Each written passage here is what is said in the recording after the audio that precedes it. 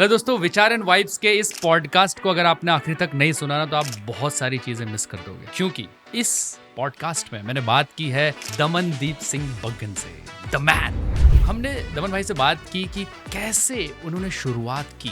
तो केन ने बोला कि नहीं यार, मैंने इसको प्रॉमिस किया है, ही is a man of words, मैं इसको कुछ तो दूंगा। तो उन्होंने एक कैरेक्टर था फिल्म में सुब्बू करके, तो उन्होंने बोला नहीं, इसको निकालो और एक डिम्पी करके कैरेक्टर डालो जो दमन करेगा। उन्होंने बताया कि क्यों चले गए वो पूरा मुंबई में अपना काम छोड़ के गोवा।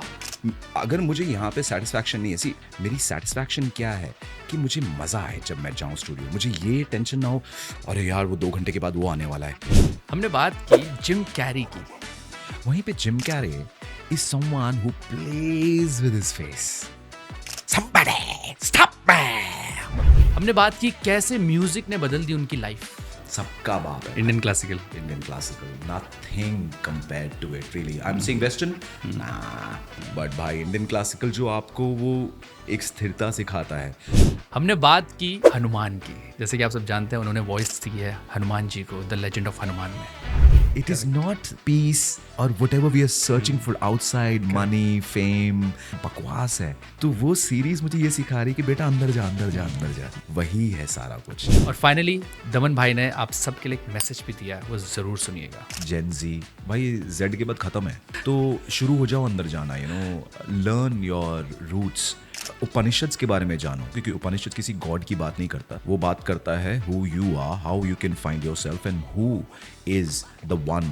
तो गाइज, ये है विचार एंड वाइब्स का एक धमाकेदार होड़ू पॉडकास्ट, पूरा सुनिएगा जरूर। मैं हूं Amit Deondi, with me in this episode the man.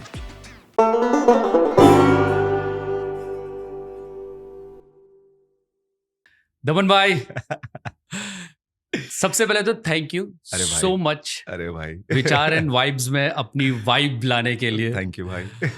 मैं बहुत, आपको पता है जब ये आइडिया कंसीव भी नहीं हुआ था विचार एंड वाइब्स का, तब से हमारी बात होती थी कि भाई आपके साथ एक पॉडकास्ट करना है मुझे। बट अभी कुछ एपिसोड्स हो गए, मैंने सोचा थोड़ा आपको भी कॉन्फिडेंस आ जाए कि बिल्कुल लड़का सही कर रहा है कि नहीं कर रहा है, सही सवाल पूछ रहा है कि नहीं। बहुत सही कर रहे हो आप, बहुत सही कर रहे हो। बिकॉज मैं करण वाला जो एपिसोड मैंने देखा, तो आइडली मैं ये इंटरव्यू से थोड़ा कट लेता हूँ, मतलब I try not to, but क्योंकि मुझे पता नहीं होता ना कि कितना क्या है। पर जब मैंने देखा तो you made him so comfortable कि आप लोग की जो पूरी जो आपकी कॉन्वर्सेशन थी, it was very like a conversation that we would have if there's no camera, there's no mic, nothing, and हम दोनों बैठ रहे हैं। तो मुझे बड़ा अच्छा लगा कि यार इसमें वो टाइम कंस्ट्रेंट नहीं है कि भाई ये 30 सेकंड के अंदर ये आंसर कर दीजिएगा, यू नो, या 4 शब्द के अंदर बोलना है। सो नहीं ऐसा होगा नहीं, आप फुल आप बोलिए, आपको जो बोलना है मैं पूछूंगा जो मुझे पूछना है ना। और हमारी ये गुफ्तगू, हमारी ये वाइब क्रिएट होते रहनी चाहिए। तो सबसे पहले तो मैं आप सबको बताना चाहता हूँ दमन भाई के बारे में। जब मैं पढ़ रहा था, हालांकि बहुत सारी चीज़ें पता है, लेकिन इन्होंने इतना सारा काम किया, मैं कुछ रिसर्च कर रहा था, तो आप देखो सबसे ज़्यादा क्यू कार्ड आज है मेरे पास। इतने सारे क्यू कार्ड लेके बैठा हूँ मैं, क्योंकि जो मेरे सामने बैठे हैं वो, मतलब 17 साल पहले मैं मुंबई आया था और मेरी वन ऑफ द पहली रिकॉर्डिंग्स मैं आपके साथ की थी। वाह। और टाइम एंड डेस्टिनी स्टूडियो में। और मैं आपको पहले देख चुका था, कहाँ, टीवी पर। ओके। एक शो आता था सुपरस्टार्स, उसमें आप विनर थे डांसिंग कैटेगरी के, जहां पर केन घोष ने आपको साइन किया था इश्क विश्क के लिए। ओह माय गॉड भाई, है ना, तुमने वो देखा हुआ है? ये तो वही है, ये तो वही है। बोला, फिर मैंने आपसे बात की थी, आपने बोला हाँ यार वो तो बहुत पहले की बात है, वो भी मतलब 2017 में भी 5-6 साल पहले की बात थी वो शायद। I think that was before इश्क विश्क यार, मतलब इश्क विश्क करने से मतलब आप लगा लो 1999 या 2001 की बात होगी। तो आप भी बच्चे थे। हाँ। और बूगी वूगी किया था। हाँ, बूगी वूगी में आप आए थे। एंड बूगी वूगी के बाद के केन का भी, वो लोग भी ऐसा कुछ शो बना रहे थे, शैडो फिल्म्स वाले, कि भाई हम भी सुपरस्टार बना रहे हैं, दूरदर्शन का कुछ था। एंड ठीक है, मैं भी चला गया भैया। सो वाओ मैन, अच्छा है आपने देखा है, बहुत कम लोगों ने वो देखा है। यस हमने देखा है वो। और मेरे फैन मोमेंट था जब आप डबिंग करो, डबिंग आपकी तो क्या कमाल की डबिंग के कैरेक्टर करते थे आप।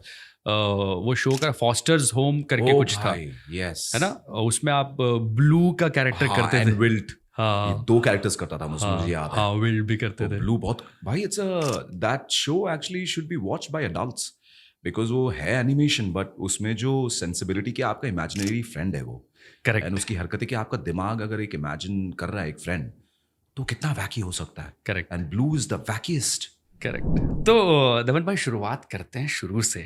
पहले आप एक्टिंग में आए या वॉइसिंग में आए, सबसे पहले तो ये बताइए। जब मैं मतलब ममा ने बताया था मुझे कि मैं कुछ अराउंड 1.25 1.5 साल का रहा हूँगा, तो अभी की जनरेशन तो नहीं जानती ये बारे में, लेकिन मर्फी एक कंपनी थी, मर्फी, उसके रेडियोज आते रेडियोज, थे, करेक्ट करेक्ट। तो मर्फी रेडियो और ये सब, तो उसके लिए वो एक ऐड बना रहे थे, मतलब एक प्रिंट ऐड थी, और उनको एक बच्चा चाहिए था।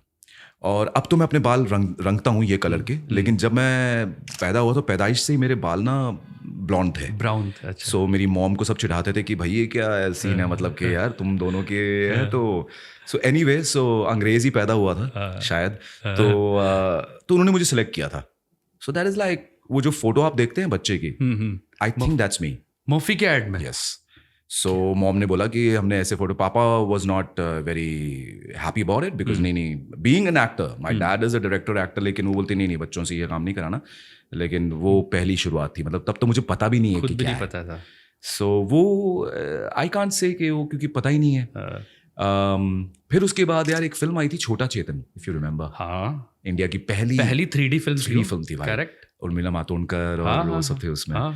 तो हमारे मतलब अभी तो Gaurav become a very good musician, तो उनके फादर थे एंड वो म्यूजिक कर रहे थे फिल्म का, तो उसके लिए डबिंग के लिए बच्चे चाहिए थे। अच्छा। तो हम थे अराउंड, दिस इज 1983 की बात होगी, हम 77 बॉर्न, तो मैं क्या 83 6-7 साल का हूँगा। तो हम सब चिल्लर पिल्लर, चलो भाई। So we went to film city, NFDC का वहाँ चल रहा था डबिंग, तो हम सब वो जो आप क्राउड में सुन रहे हैं आवाज़ें, तो उसमें से कोई एक आवाज़ मेरी होगी। अच्छा। सो उस तरह से ये शुरू हुआ है मामला। एंड जब पापा के कुछ प्रोजेक्ट्स होते थे, या जैसे LIC का वो हवा महल आता था, तो उसमें छोटे छोटे जो कैरेक्टर्स है बच्चों के, पापा पापा शर्मा अंकल आए हैं, या पापा फोन आया, या कुछ ऐसे, तो हमको ऐसे उठा दिया जाता था, माइक पे बोलो और नीचे बैठ जाओ चुप। सो तब मतलब, so it's been a crazy journey, मतलब जब से होश संभाला है तब से यही कर रहे हैं। तब सब यही कर रहे हैं। तो शुरुआत हुई थी बेसिकली प्रिंट ऐड से भाई, फिर वॉइसिंग करने लगे। बिल्कुल भाई, मतलब जब आपको होश भी नहीं था तभी एक एनर्जी वाइज तो आपकी ये जो शूटिंग की और मीडिया की वाइब पे था वो चली गई थी, है ना? बनना मुझे था मर्चेंट नेवी में रेडियो इंजीनियर। अच्छा। बिकॉज मुझे नेवी की लाइफ बहुत पसंद है, आई लव द वाटर, जबकि मैं I can't swim well, but I just love the sea, because the ocean is so infinite कि वो पर्सपेक्टिव चेंज हो जाता है। और मेरे मौसा हैं, तो he is a commander in the navy, थे, मतलब तो रिटायर्ड हैं। तो मैं जब उनको देखता था वो white uniform, you know, as a kid when you look up to someone, you know, वो मुझे डॉकयार्ड लेकर जाते थे बॉम्बे में, एंड वो विक्रांत पे ले जाते थे मुझे कि चलो तुम्हें यहाँ दिखाता हूँ, वो बंकर्स अंदर सारे घुस के। So as a child I was like wow, this is what I want to be like master ji, I want to be you know like something. तो बाद में पता चला कि भाई इसमें पैसे वैसे कुछ खास नहीं है, you know, ये तो हमाली है। तो बोला ठीक है, पैसे कैसे कमाते हैं? फिर पता चला मर्चेंट नेवी, बोला चलो मर्चेंट नेवी ट्राई करते हैं। बट भाई हम इतने इंटेलिजेंट नहीं हैं, क्रिएटिव हैं। Correct. So I could not you no clear the exam और व्हाटएवर, और माँ बाप ने बोला था एक ही चांस देंगे तेरे को, अच्छा, एक ही बार मौका मिलेगा, अगर कर लिया तो ठीक है। Because they were not, mama was reluctant के ये लाइफ बहुत ही डेंजरस है, you know, in the see it's very dangerous भाई, कब क्या हो जाए। करेक्ट। तो मत करो भैया तुम। सो या बट फिर उसके बाद क्या कहते हैं, डांसिंग आपका पैशन बना? भाई नाच तो ही आए हैं, है ना, सच बता रहा हूँ। बिकॉज माई मम she was pregnant with me 7 months। Okay. मैं उनकी टमी में हूँ, 7 month प्रेगनेंट है वो। पृथ्वी में she was doing a play, Sagar Sarhadi साहब हैं, बहुत पुराने राइटर और बहुत माने हुए सज्जन हैं। तो पापा मम्मी उनके साथ थिएटर करते थे, एंड तो मैं 7 महीने का उनके अंदर था जब ममा परफॉर्म कर रहे थे, and she was dancing on stage. क्या बात है। तो मतलब वो डांस तो ऐसा है कि मतलब पैदा भी नहीं होते तब से पैर चलने लग गए थे भाई। तो it's been in the blood, it's been in like I some things which in my life are I don't even have an idea कि ये कैसे आया यार, ये कैसे शुरू हुआ। So that is that crazy. वो आपके पेरेंट्स से आया, फिर वो एक मेमोरी के थ्रू है, कार्मिक मेमोरी के थ्रू है, DNA में, वो जीन्स में है ना? फिर आपने उसको स्किल को और बढ़ाया।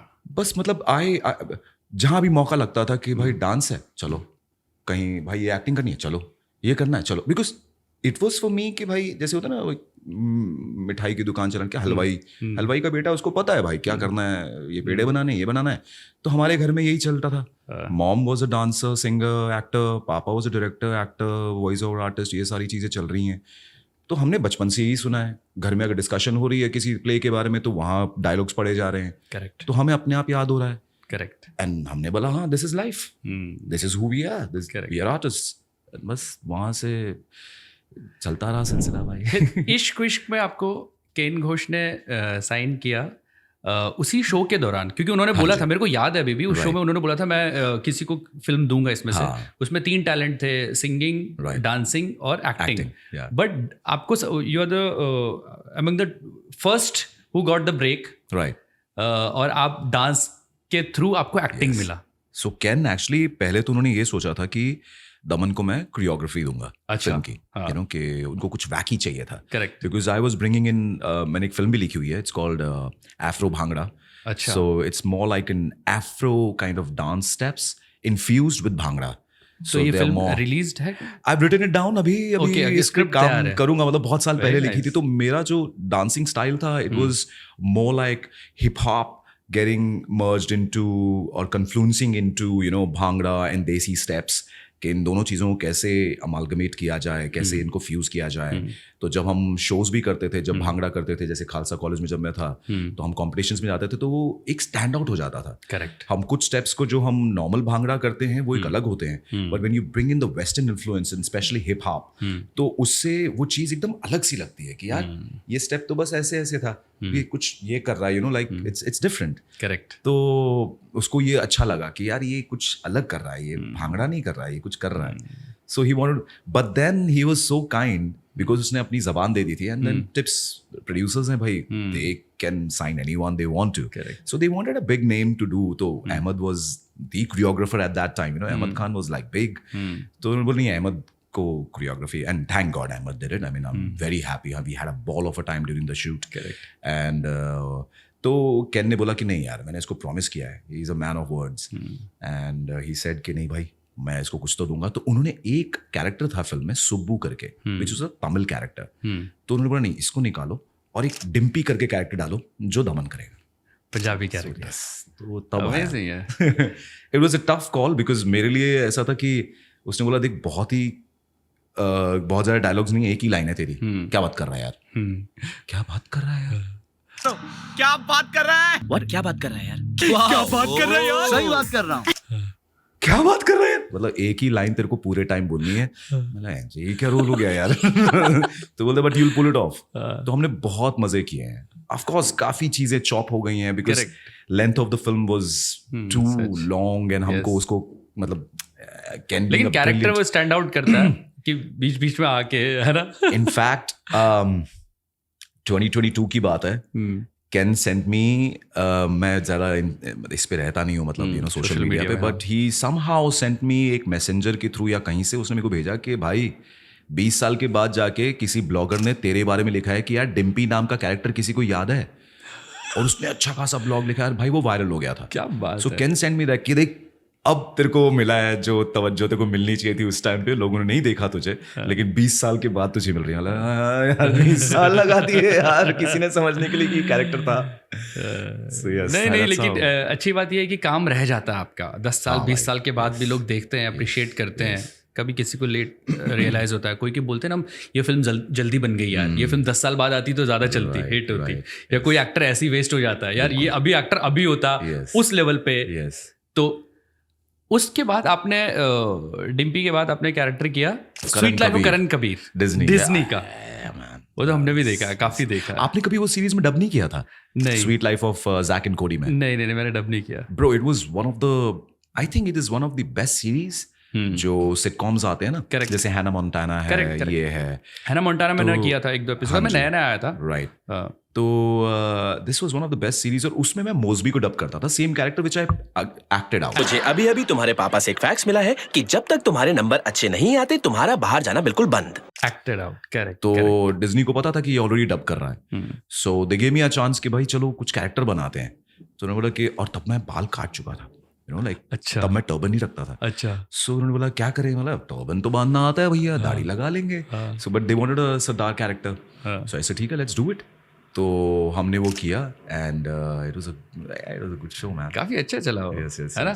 और उसमें टाइमिंग वगैरह, क्योंकि वो शो ऐसा था आप रिक्रिएट कर रहे हो इंडिया में, विद न्यू एक्टर्स जो ऑलरेडी बना हुआ है और वो इतना हिट शो है, तो उसके क्या चैलेंजेस थे आपके कैरेक्टर के या उन बच्चों के साथ? श्रुति सेठ थी शायद, है ना? तारा सुतारिया। हाँ, तो क्या कैसे रहा वो एक्सपीरियंस?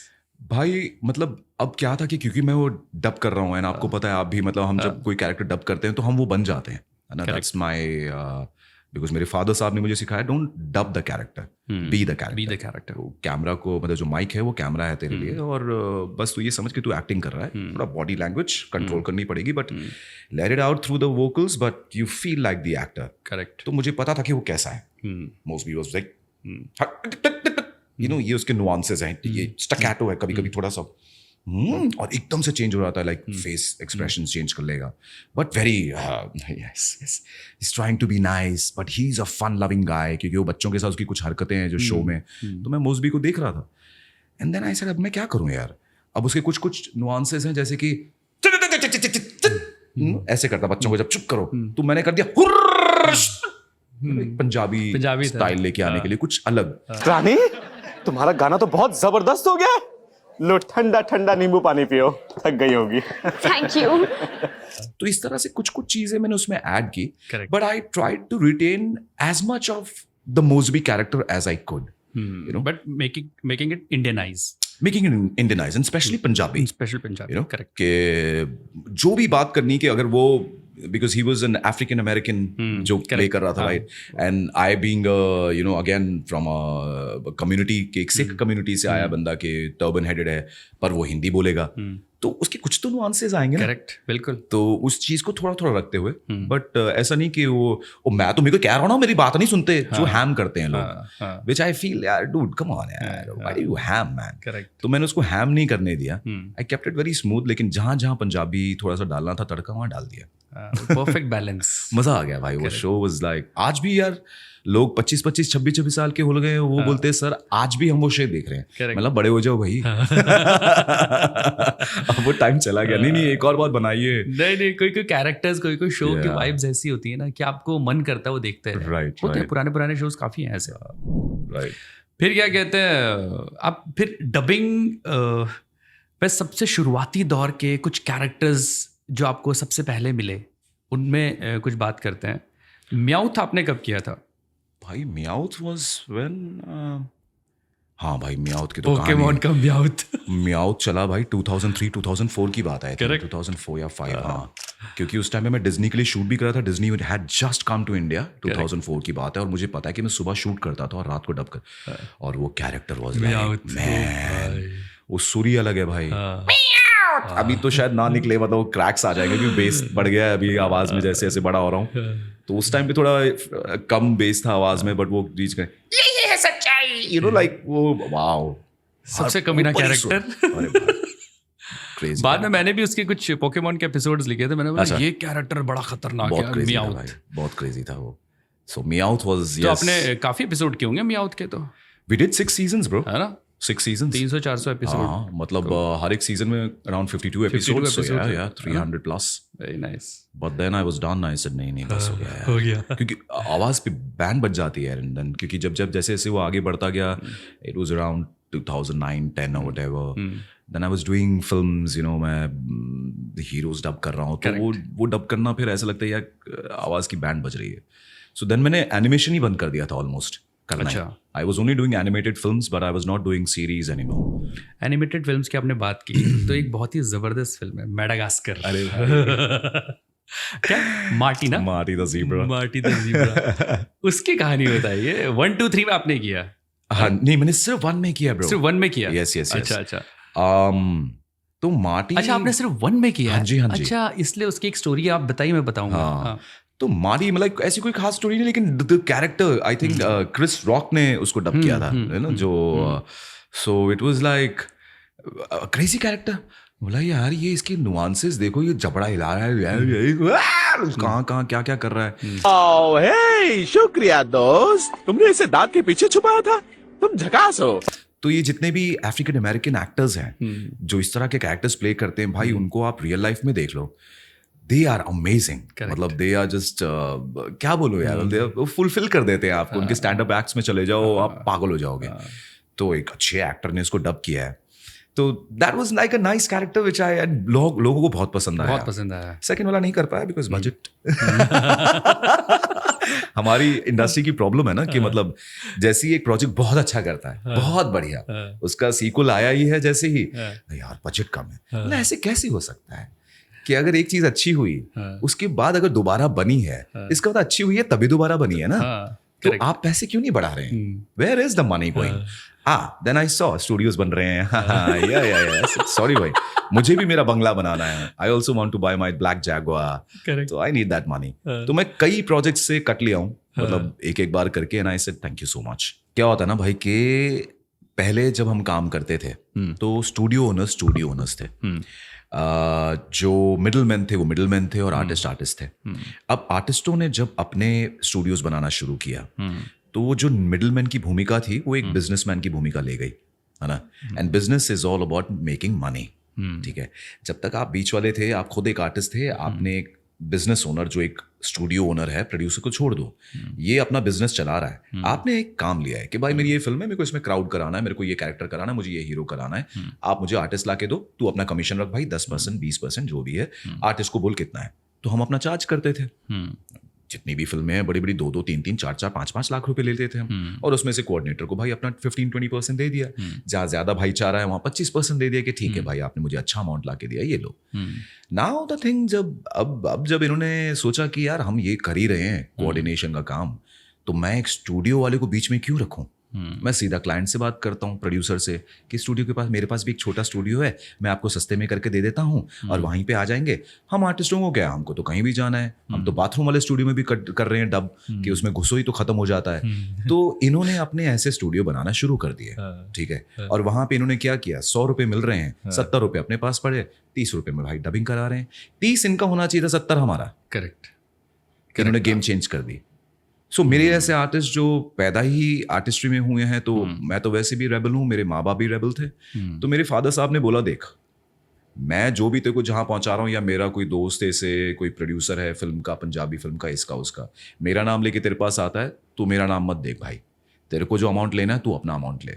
सो ये जो फ्रीडम मुझे घर से मिली, that gave me the power. फिर राजेश जॉली, जो हमारे ग्लैडिएटर, मतलब आप ले लो, मतलब वो मेरे चाचू हैं यार. मतलब आई हैव ग्रोन अप, उनके जो जूते वो छोड़ते थे मैं पहनता था. जैसे जैसे मैं बड़ा होता उनकी मेरी नजर रहती थी, वुडलैंड के जूते पहनते थे वो. स्टाइलिश मैन यार, कूल डूड. उन्होंने मुझे सिखाया कि बेटा एक चीज जरूर सीखना इंडस्ट्री में, अगर आगे बढ़ना है, चाहे वो वॉइसिंग हो, एक्टिंग हो, कुछ भी हो, ना बोलना सीख जा. ना बोलेगा आगे बढ़ेगा. और वही मैंने किया. तो मेरे फादर साहब, मेरे चाचा, दोनों मेरे को अगर जब दे रहे हैं ये पावर कि बेटा हमारे लिए नहीं, तू अगर जानता है अपना काम, क्योंकि वो जान गए थे कि इसको आ गया अब काम, कि ये डब कर लेता है, ये कर लेता है, इसको समझ में आ गई. लैंग्वेज अभी भी मेरी कमांड अब भी नहीं है यार. इंग्लिश बोल लो, हिंदी बोल लो या उर्दू बोल लो. अब भी मुझे एक डायरेक्टर की जरूरत है कि कुछ नुक्ते कहाँ लगाने हैं, या ये शब्द कैसे होगा या क्या होगा, नहीं है भाई. बट उनको ये पता था कि इसको शब्द बता दो कैसे बोला जाता है, ये सुनेगा और कर देगा. करेक्ट. तो उन्होंने मुझे एक चीज सिखाई, अपने बलबूते पे और ना बोलना सीखो. सो जब ये चलन शुरू हुआ, वेर कुछ लोग मुझे गोल्डन बॉय बोलते थे. अगर वो सुन रहे हैं तो सुन लें. तो I was a golden boy for them, कि हाँ भाई जो फिल्म आ रही है भाई इसको दो, इसको दो. तो भाई गोल्डन बॉय को गोल्डन भी तो दो, गोल्ड भी तो दो. वो पानी चढ़ाया हो मत दो ना. तुमने तो बना लिया अपने स्टूडियो, तुमने तो कर लिया भाई बहुत कुछ, अब भी करते जा रहे हो. गोल्डन बॉय तो अब भी भाई वहीं पे किराए के घर पे ही रह रहा है. वाई? और गोल्डन बॉय की प्रॉब्लम है लॉयल्टी. हमें बचपन से ये सिखाया गया, be loyal to whatever you working for, with whoever you are working for. इनमें लॉयल्टी नाम की कोई चीज ही नहीं है भाई. इनके पास मेरे ऐसा आर्टिस्ट अगर नहीं मान रहा है फॉर वट एवर रीजन, ये भाई सीधा दूध में से मक्खी की तरह निकालेंगे, and they will introduce somebody else. And that's what they are doing now. And this is the reason that I am not able to continue with these characters, जो मैं एक फिल्म करता हूँ और उसके बाद कोई और कर रहा होता है. कुछ तो बढ़ना चाहिए ना यार हमें. Correct. there should be some growth. Correct. There is none. क्योंकि कोई भी एक फ्रेंचाइजी होती है, बेशक वो यहाँ की बनी हुई है, दूसरे देश की बनी है, हॉलीवुड से बन के आ रही है. जब उसका अगला पार्ट आता है, तो जैसा आपने कहा कि बिल्कुल वो पहला अच्छा किया होता है, दूसरा पार्ट आता है, तो जो आर्टिस्ट इन्वॉल्व है, जिसकी वॉइस यूज हो रही है लोकलाइजेशन में, उसको बिल्कुल मिलना चाहिए. बिल्कुल. आप रॉयल्टी नहीं दे रहे हो, उसके रेवेन्यू शेयरिंग नहीं दे रहे हो, वो तो बहुत बड़ी बात हो गई। जबकि आपको मैं एक किस्सा बताऊं, मैंने एक बीइंग जॉर्ज क्लूनी एक डॉक्यूमेंट्री बनाई थी एक डायरेक्टर ने, जिसमें वर्ल्ड की सब जॉर्ज क्लूनी की वॉइसेस उसने इंटरव्यू किए थे। तो इंडिया में भी आए थे, तो इंडिया में शक्ति सर करते हैं हमारे जॉर्ज क्लूनी, तो उनका भी इंटरव्यू था। फ्रांस या बेल्जियम में एक एक्टर है जो करता था अपना जैक स्पैरो एक्टर, क्या जॉनी डेप। उसने बोला मैं तुम्हारी पायरेट ऑफ कैरिबियन का परसेंटेज, क्योंकि पहली हिट हो गई, मैं इसका परसेंटेज लूंगा तभी मैं वॉइस करूंगा। राइट। और वो था वहां का सुपरस्टार। मतलब वहां वॉइस आर्टिस्ट को, क्योंकि वो नॉन इंग्लिश स्पीकिंग कंट्रीज हैं, तो वहां पर लोकल को ना बहुत मानते हैं। हमारे यहाँ तो क्या आधे से ज्यादा लोग इंग्लिश में देखते हैं, क्योंकि हमारे यहाँ इंग्लिश स्पीकिंग अंडरस्टैंडिंग लैंग्वेज को नीचे देखते हैं, हमारे यहाँ देखते ही नहीं है लोग। बट उन जो यूरोपियन कंट्री है, मैं नाम बोल रहा हूँ, अगर होगा तो मैं नीचे मेंशन कर दूंगा, आपको कमेंट में बता देंगे। उसने भैया केस कर दिया डिज्नी पे। ये आप डॉक्यूमेंट्री देखिए, बहुत अच्छी डॉक्यूमेंट्री है ना, और केस कर दिया और डिज्नी केस हार गया। उनको रॉयल्टी देनी पड़ी जो उन्होंने अर्निंग की उस पर्टिकुलर रीजन से, उस लैंग्वेज में। बिल्कुल। बोला भाई मेरी वजह से लोग देख रहे हैं तुम्हारी फिल्म, डिज्नी को कोई नहीं जान रहा है यार, तो तुम्हारी फिल्म अगर चल रही तो मेरी वजह से चल रही है। बिल्कुल। जॉनी डेप की वॉइस और परफॉर्मेंस जबरदस्त, डिज्नी ने उसको बैन कर दिया। यही होता है भाई। मतलब तो इस इंडस्ट्री में सिर्फ स्टूडियो ओनर की गलती नहीं है, अगर आर्टिस्ट स्टैंड ले ले, है ना। आज मैं अकेला खड़ा हो जाता हूँ कभी कभी कुछ चीजों को लेके, और मुझे बोलते हैं पागल हो गया है, you know, he is lost it, ये बीच में चला गया 5-6 साल जब प्राइम पे था अपने करियर के, क्यों चला गया। तो यार अगर मुझे यहाँ पे सेटिस्फैक्शन नहीं है, ऐसी एक आर्टिस्ट होने के नाते डीप डाउन इनसाइड पैसा तो मैं भाई चाय बेच के भी कमा सकता हूँ, जो मैंने कमाया भी है जब ये 5-6 साल गया हूँ। तो लेकिन जब मैं कला कर रहा हूँ ना, मेरी सेटिस्फैक्शन क्या है कि मुझे मजा आए जब मैं जाऊँ स्टूडियो, मुझे ये टेंशन ना हो अरे यार वो 2 घंटे के बाद वो आने वाला है, अरे यार इसका बजट कम है यार, अरे यार मैं स्क्रिप्ट देख रहा हूँ, मतलब भाई ये किसने हगा है, ये क्या स्क्रिप्ट है यार। हाँ तुम्हारे पास इतने पैसे नहीं कि तुम एक अच्छे स्क्रिप्ट राइटर को भी देने के पैसे नहीं है, उसमें से भी बचाएंगे। तो इस तरह की चीजें जब होती हैं तो आदमी पागल हो ही जाता है, इनको लगता है। लेकिन हम अपना सेफ गार्ड करें कि मेरे घर कौन आएगा वो मेरी मर्जी है, मैं बाहर नहीं घूम रहा हूँ, मैं घर पे ही हूँ, तुम्हें चाहिए मेरे साथ काम करना है, these are the terms and conditions, let's do it. और ये नहीं करते, तो ये नहीं करते और आपने गिव अप कर दिया, भाई तुम लोग जाओ भाड़ में, मैं जा रहा हूँ गोवा। बस। एंड गोवा वाज़न्ट, कब गए थे आप? So it wasn't like कि गोवा जाना है मुझे। हाँ, मैं जिंदगी भर भाई बम्बई में रहा हूँ। करेक्ट। एंड मैं कभी गोवा नहीं गया था यार। देखो मैं तो पहली बात तो मैं दारू सिगरेट ये सब चीजें नहीं पीता था, कुछ नहीं। I was like a very clean person, whatever जो भी बोल लो, गलती थी मेरी। एक ऐब होना चाहिए आर्टिस्ट में। तो मैंने बोला ठीक है, तो मैं स्पीहा के साथ पहली बार मेरी वाइफ के साथ हम गए गोवा। एंड मैंने बोला ठीक है यार, अपनी गाड़ी वाड़ी लेके गए, मस्त भाई न्यू ईयर मनाएंगे यहाँ पे, चलो भाई। Like I was like, wow, ये क्या हो रहा है, ये कौन है? I saw international artists coming there in just shorts and t-shirts, जो अपनी कंट्री में भाई वो आर्टिस्ट है, वो गोवा में भाई 2 बियर के लिए 3 घंटे बजा रहा है, अपनी गिटार पे गाना गा रहा है। फ्रांस से, यूके से, जर्मनी से, रशिया से, like they are living the life. They don't care about this society and all. एक हमारा एक मिसफिट्स कहते हैं हम अपने आप को, गोवा में we were the misfits of society and I blend with them so much. मैंने बोला यार मैं क्या कर रहा हूँ मुंबई में, these people are living their life. हाँ ठीक है, वहाँ पे ड्रग्स, अल्कोहल, ये सब चीजें बहुत है। मैं गोवा को कभी कभी सैड बोलता हूँ, सेक्स, अल्कोहल एंड ड्रग्स, यही है वहाँ पे। बट उसके अलावा जो आपको सीखने का मौका मिलेगा इज लाइक अब नहीं। लॉकडाउन के बाद सारा चेंज हो गया भाई।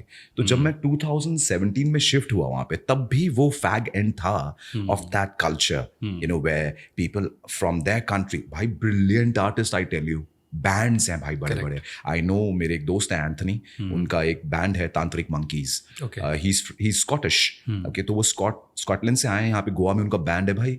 4,000 रुपए के लिए भाई पूरा बैंड प्ले कर रहा है 2 घंटा यार। आप उनका music soon low, it's uplifting. He is talking about how McDonald's is sorry मतलब कैसे हमारी वाट लगा रहा है मैकडॉनल्ड्स, कैसे ये सोसाइटी के जो बड़े बड़े कंपनीज हैं ये कैसे हमारी वाट लगा रहे हैं, standing up as an artist. मुझे भाई बॉब मार्ले दिख रहे थे यार उनमें, मेरे को जॉन लेनन दिख रहे थे यार कुछ आर्टिस्ट में। एंड दैट पावर जो उन्होंने मुझे दिया, वो 10 दिन I said, Spriha, हम दोनों पागल हैं, हमें ये चाहिए. What are we doing in Bombay? You know, let's move. तो मैं मूव हुआ यार गोवा. अच्छा. ऐसा नहीं था कि गोवा ही जाना है, बट वो एक लिखा हुआ था शायद मेरे लिए, कि ऐसे हम घूमने गए थे. And then I saw the culture. से ठीक है, ये सब ड्रग्स और ये सब को परे करो, लेकिन मैं यहाँ पे जी सकता हूँ. तो थोड़ी सी सेविंग वेविंग थी यार अच्छी खासी. मतलब चलो वहां जाके एक 6 BHK घर लिया एक छोटे से गांव में. अच्छा. बड़ा प्यारा सा गांव था, एकदम edge of Maharashtra and Goa. And जो जिस घर में हम रहते थे वो he was the main pandit of the village. ना मच्छी खाएं ना कुछ भाई, कुछ नहीं भाई, एकदम vegetarians like that. मतलब he's the main pandit of the. भाई उनके घर में हम खा रहे हैं भाई सब कुछ. वो बोलते कोई टेंशन नहीं है. मतलब वाह भाई हम सब खा रहे हैं, मीट एग वेग सब चल रहा है. इनफैक्ट मेरे घर में मैं खाना बना के उनको देता था, vegetarian of course. They used to love it.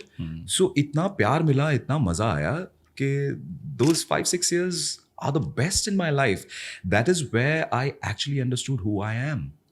मुझे करना क्या है लाइफ में, वरना यहाँ तो हम कुएं के मेढक थे. तो ये वो गोवा जाके कैसे पता चला, यहाँ क्यों नहीं पता चल रहा था? ब्रो हम सराउंडेड बाय थे ना. Sorry about my language guys. That's the real me. So यहाँ पे भी अब जो हमने बात की कि these are sheep. They're not lions. Hardly कोई lion दिखता है आज. क्यों राजेश जॉली जैसे या परमिंदर घुमन जैसे आर्टिस्ट बहुत कम काम कर रहे हैं? क्यों? Because they say यार क्या कर रहे हो? कितनी देर तक हमें यही कहते रहोगे कि बजट्स नहीं है, क्या है, ये है. एंड जब जाओ स्टूडियो में जाओ तो यही रोना चल रहा है, मेरी पेमेंट रख ली उसने. भाई तू काम क्यों कर रहा है उसके साथ? Why aren't you standing up for yourself? Why are you working? अरे यार करेक्शन पे करेक्शन भेजते हैं. तो भाई खड़ा हो जाना यार, बोलना नहीं करेगा. और मुझे तो मत ही सुना भाई, क्योंकि मैं नहीं कर रहा हूँ वो चैनल्स में काम, वो तरह के काम ही नहीं कर रहा हूँ. बिकॉज मैंने उनको बोल दिया स्क्रिप्ट ठीक करो, वो नहीं कर रहे, बॉयकॉट कर दिया. और नहीं फिर कमाई. Insecurities bro. इनसिक्योरिटीज ज्यादा है. These most of them, 90% of the artists in the industry are insecure. आज भी कुछ आर्टिस्ट हैं भाई, नाम नहीं लूंगा, लेकिन इनको पता है मैं किनकी बात कर रहा हूँ. क्राउड करते हैं यार. क्यों कर रहे हो यार? क्यों कर रहे हो? नए बच्चे आए हैं, उनको करने दो. करेक्ट करने दो ना यार. वो बेचारे 750-800 रुपया कमा रहे हैं दिन का. करने दो ना. क्यों उनकी छोटी सी कमाई पे लात मार रहे हो यार? अब तो ग्रो हो जाओ. बना लिए तुमने 2-2, 3-3 बंगलोज एंड घर यार. Enough. Give it to the new generation यार. वाई अब भी उनसे छीनना है यार? इतने कमीने हो यार. हट जाती है भाई रियली. ये सब सोचते हुए कि हमने आज सब कुछ पाया भाई ना जिंदगी में, कि अपना खुद का घर था बम्बई में, चलो मर्सिडीज चला रहे हैं हम, ये सब कर रहे हैं as a voice over artist. But कभी ये नहीं सोचा कि not being nice, okay I am not trying to be कि मैं हीरो हूँ. नहीं भाई, मैं विलेन नहीं हूँ और विलेन ही रहूँगा. I like to be antagonist. तो कभी ये नहीं सोचा कि मैं नहीं करूँगा तो कोई और कर लेगा यार.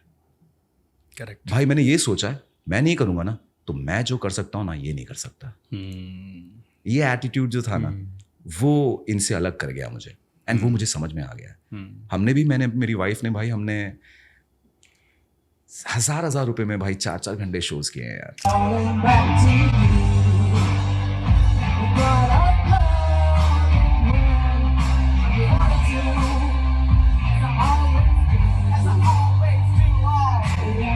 We've sang on stage. 2000 की पब्लिक है भाई आगे. मिल के आ रहा है 1000 रुपए गोवा में. 3-3, 4-4 घंटे हमने परफॉर्म किया है. हाँ तो जरा वहाँ की बात हो जाए. तो वहाँ गोवा में अचानक से मुंबई में इतना जबरदस्त एक artist Damandeep Singh Baggan, the man, अचानक गायब हो जाता है मुंबई से. और फिर पता चलता है गोवा में लाइव परफॉर्मेंसेस हो रही हैं, म्यूजिक के शोज हो रहे हैं. तो जरा उस बारे में बताइए, म्यूजिक लाइफ में कैसे आया? स्प्रिहा के थ्रू यार. अच्छा. मेरी वाइफ जो है she is a singer, rapper, music producer. तो और मेरी मतलब she is the reason that I am still here in this society. अगर वो ना होती तो मैं यहाँ रहना पसंद भी नहीं करता. ना मेरे माँ बाप, ना मेरी बहन, ना कोई दोस्त यार, कोई नहीं भाई. सिर्फ स्प्रिहा के लिए मैं सोसाइटी में हूँ अभी फ़िलहाल. एंड वो देख रही थी कि क्या चल रहा है. वो देख रही थी कि मैं कैसे काम करता हूँ. एंड कभी कभी मुझे फ्रस्ट्रेटेड देखती थी कि क्या हो रहा है, क्यों मैं फ़ोन पे लोगों को झाड़ रहा हूँ या सुना रहा हूँ. खरी खोटी है जो भी है कि क्या जब देखो यही बजट ये वो then asking for your payments and 6 महीने पेमेंट नहीं आ रही है. सो शी सेड यार let's get into music, you can. तो धीरे धीरे मैंने उसको प्रमोट करना शुरू किया, हमने अपना म्यूजिक करना शुरू किया, उससे सीखना शुरू किया मैंने. क्योंकि मेरी एक प्रॉब्लम है कि मेरे लिए लिरिक्स याद करना, आज भी मेरे खुद के लिरिक्स याद नहीं होते मुझे. अच्छा. तो वो फिर एक तरीका है कैसे उसके साथ लगते पीछे उसके लिए बैकिंग वोकल्स करना, उसके लिए हुक लाइंस गा देना, उसके लिए कभी कभी कुछ लिख देना. So that gave me the confidence कि अरे यार म्यूजिक को मैंने कभी एक्सप्लोर ही नहीं किया. एक्टिंग कर ली, वॉइसिंग कर ली, डांस कर लिया, म्यूजिक को कभी नहीं किया as a singer, as a rapper कि मैं क्या कर सकता हूँ यार. तो वहाँ से स्प्रिया के थ्रू वो आया. And then when we went to Goa, तो मैं of course she is my, हमारे 2 ही लोग का बैंड था भाई. We were called Spriya and the dragons. तो स्प्रिया परफॉर्म कर रही है भाई, और वो भाई वो माइकल जैक्सन जैसी है भाई. She is very shy, she is an introvert, she won't talk to you much, but when once she is on stage वो एक एटम बॉम्ब है यार. मतलब वो एक फ्लिप हो जाती है. मतलब शी इज एक अलग पर्सनैलिटी है वो. A lot of people just go like hello. अभी ये बगल में बैठी हुई थी, आधे 1 घंटे से हम पै चल रहा है, कुछ नहीं बोली है लड़की, और ये अभी स्टेज पे परफॉर्म कर रही है तो ये इसकी ही आवाज़ सुनाई दे रही है. सो वहाँ से वो कॉन्फिडेंस मिलना. तो गोवा में हमने बोला बेबी ठीक है, रोटी पानी तो चलता रहेगा, कुछ ना कुछ इधर उधर कॉर्पोरेट एवीज करके ये वो, क्योंकि और तो कुछ काम नहीं कर रहा था मैं. तो अपनी जो भी हमने छोटी मोटी कैफे पिज्जेरिया खोला, मैंने अपना पिज्जा बनाना सीखा भाई. एक रशियन फ्रेंड मिल गया, so he spend 2 years in Italy to learn the art of pizza. उसने मुझे सिखाया. तो right from dough to the sauce to cheese mozzarella, ये सारा कुछ सीखा यार. एंड देन अपनी पिज्जा एक छोटी सी दुकान खोली कैरी में, किसी छोटे से बीच के वहाँ पे. So done all that. तो मैं बोला ये भी एक चल रहा है, साथ में म्यूजिक करते हैं. कहाँ, साउथ गोवा में थे कि नॉर्थ गोवा, कहाँ पर? We were in north Goa. This is in Keri, Arambol से आगे जाके this is the end of Goa. उसके बाद महाराष्ट्र शुरू हो जाता है. अच्छा. तो वहाँ पे मैं था, एंड वहाँ पे अपने कैफे में भी परफॉर्म कर रहे हैं. कुछ ऐसे आ जाते हैं 10 लोग, कुछ लोग आ गए कि अरे 10 लोग बैठे हैं, चलो guys you wanna listen, we are also artist. अच्छा या श्योर भाई, अंग्रेज हैं कोई, हमको कोई फर्क नहीं पड़ रहा भाई. हम अपना छोटा सा एक बूम बॉक्स निकाल के, अपना लैपटॉप खोल के, अपने माइनस ट्रैक चला के, भाई चलो लेट्स सिंग.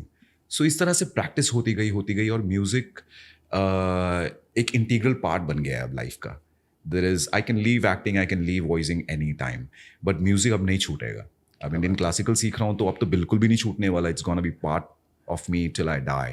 वही मैं बात करने वाला था. अभी आप क्लासिकल सीख रहे हैं जी, तो अभी आप कौन से जॉनर का गाते थे गाना आप? हम हिप हॉप कर रहे हैं, पॉप कर रहे हैं, रॉक कर रहे हैं, all these genres we were doing. High energy music, like weekend कर रहे हैं, बियॉन्से कर रहे हैं, रिहाना कर रहे हैं, we are doing Arctic Monkeys, we are doing Linkin Park and all that. तो अब जब ये आया तो अब उसके बाद सीधा इंडियन क्लासिकल आ गया. मैन कैसा रहा वो? आपने रिसेंटली अभी शुरू किया आपने? बाप है भाई सबका बाप है. Indian classical nothing compared to it really. I am saying western, ना बीन देयर, बट भाई इंडियन क्लासिकल जो आपको वो एक स्थिरता सिखाता है. जीशान भाई मेरे टीचर, जीशान खान, उनको मैं प्रणाम कहना चाहूँगा. मतलब younger to me, but भाई he belongs to a घराना, 300-year-old घराना, रामपुर घराना है उनका. उनके वालिद साहब मकबूल साहब, he's trained a lot of big people in the industry जो आज बड़े नाम हैं.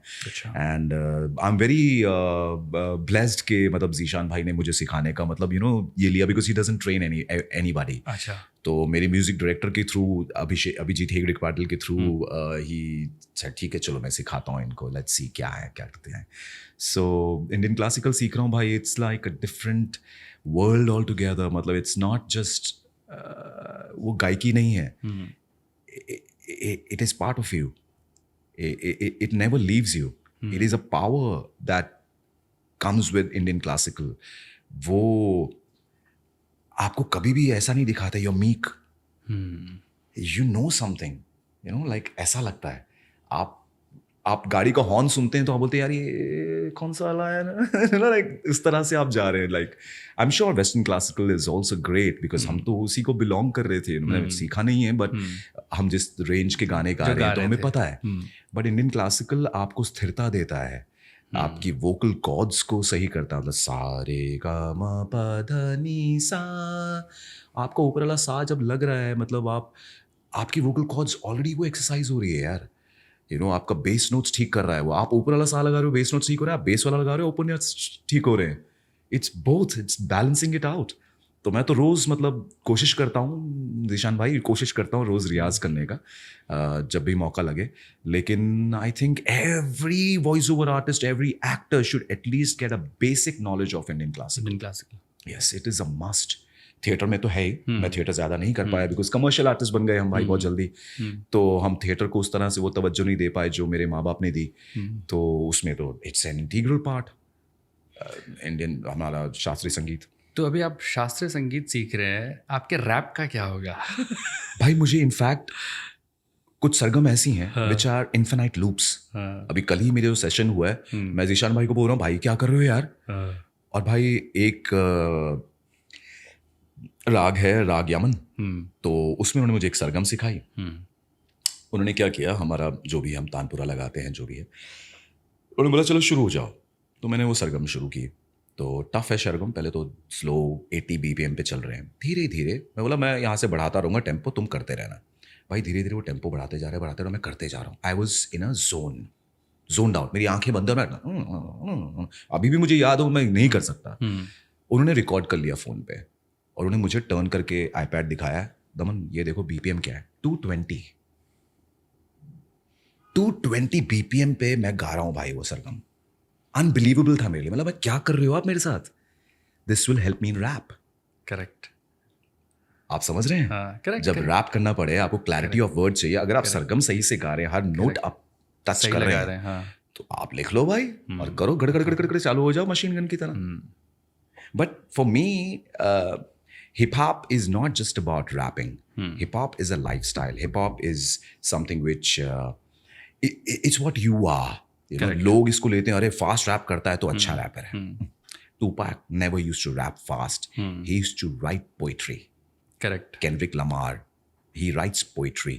You know, Yellow Wolf, इस तरह के जो आर्टिस्ट हैं ज़्यादातर लोग नहीं जानते, but Yellow Wolf is my favorite artist.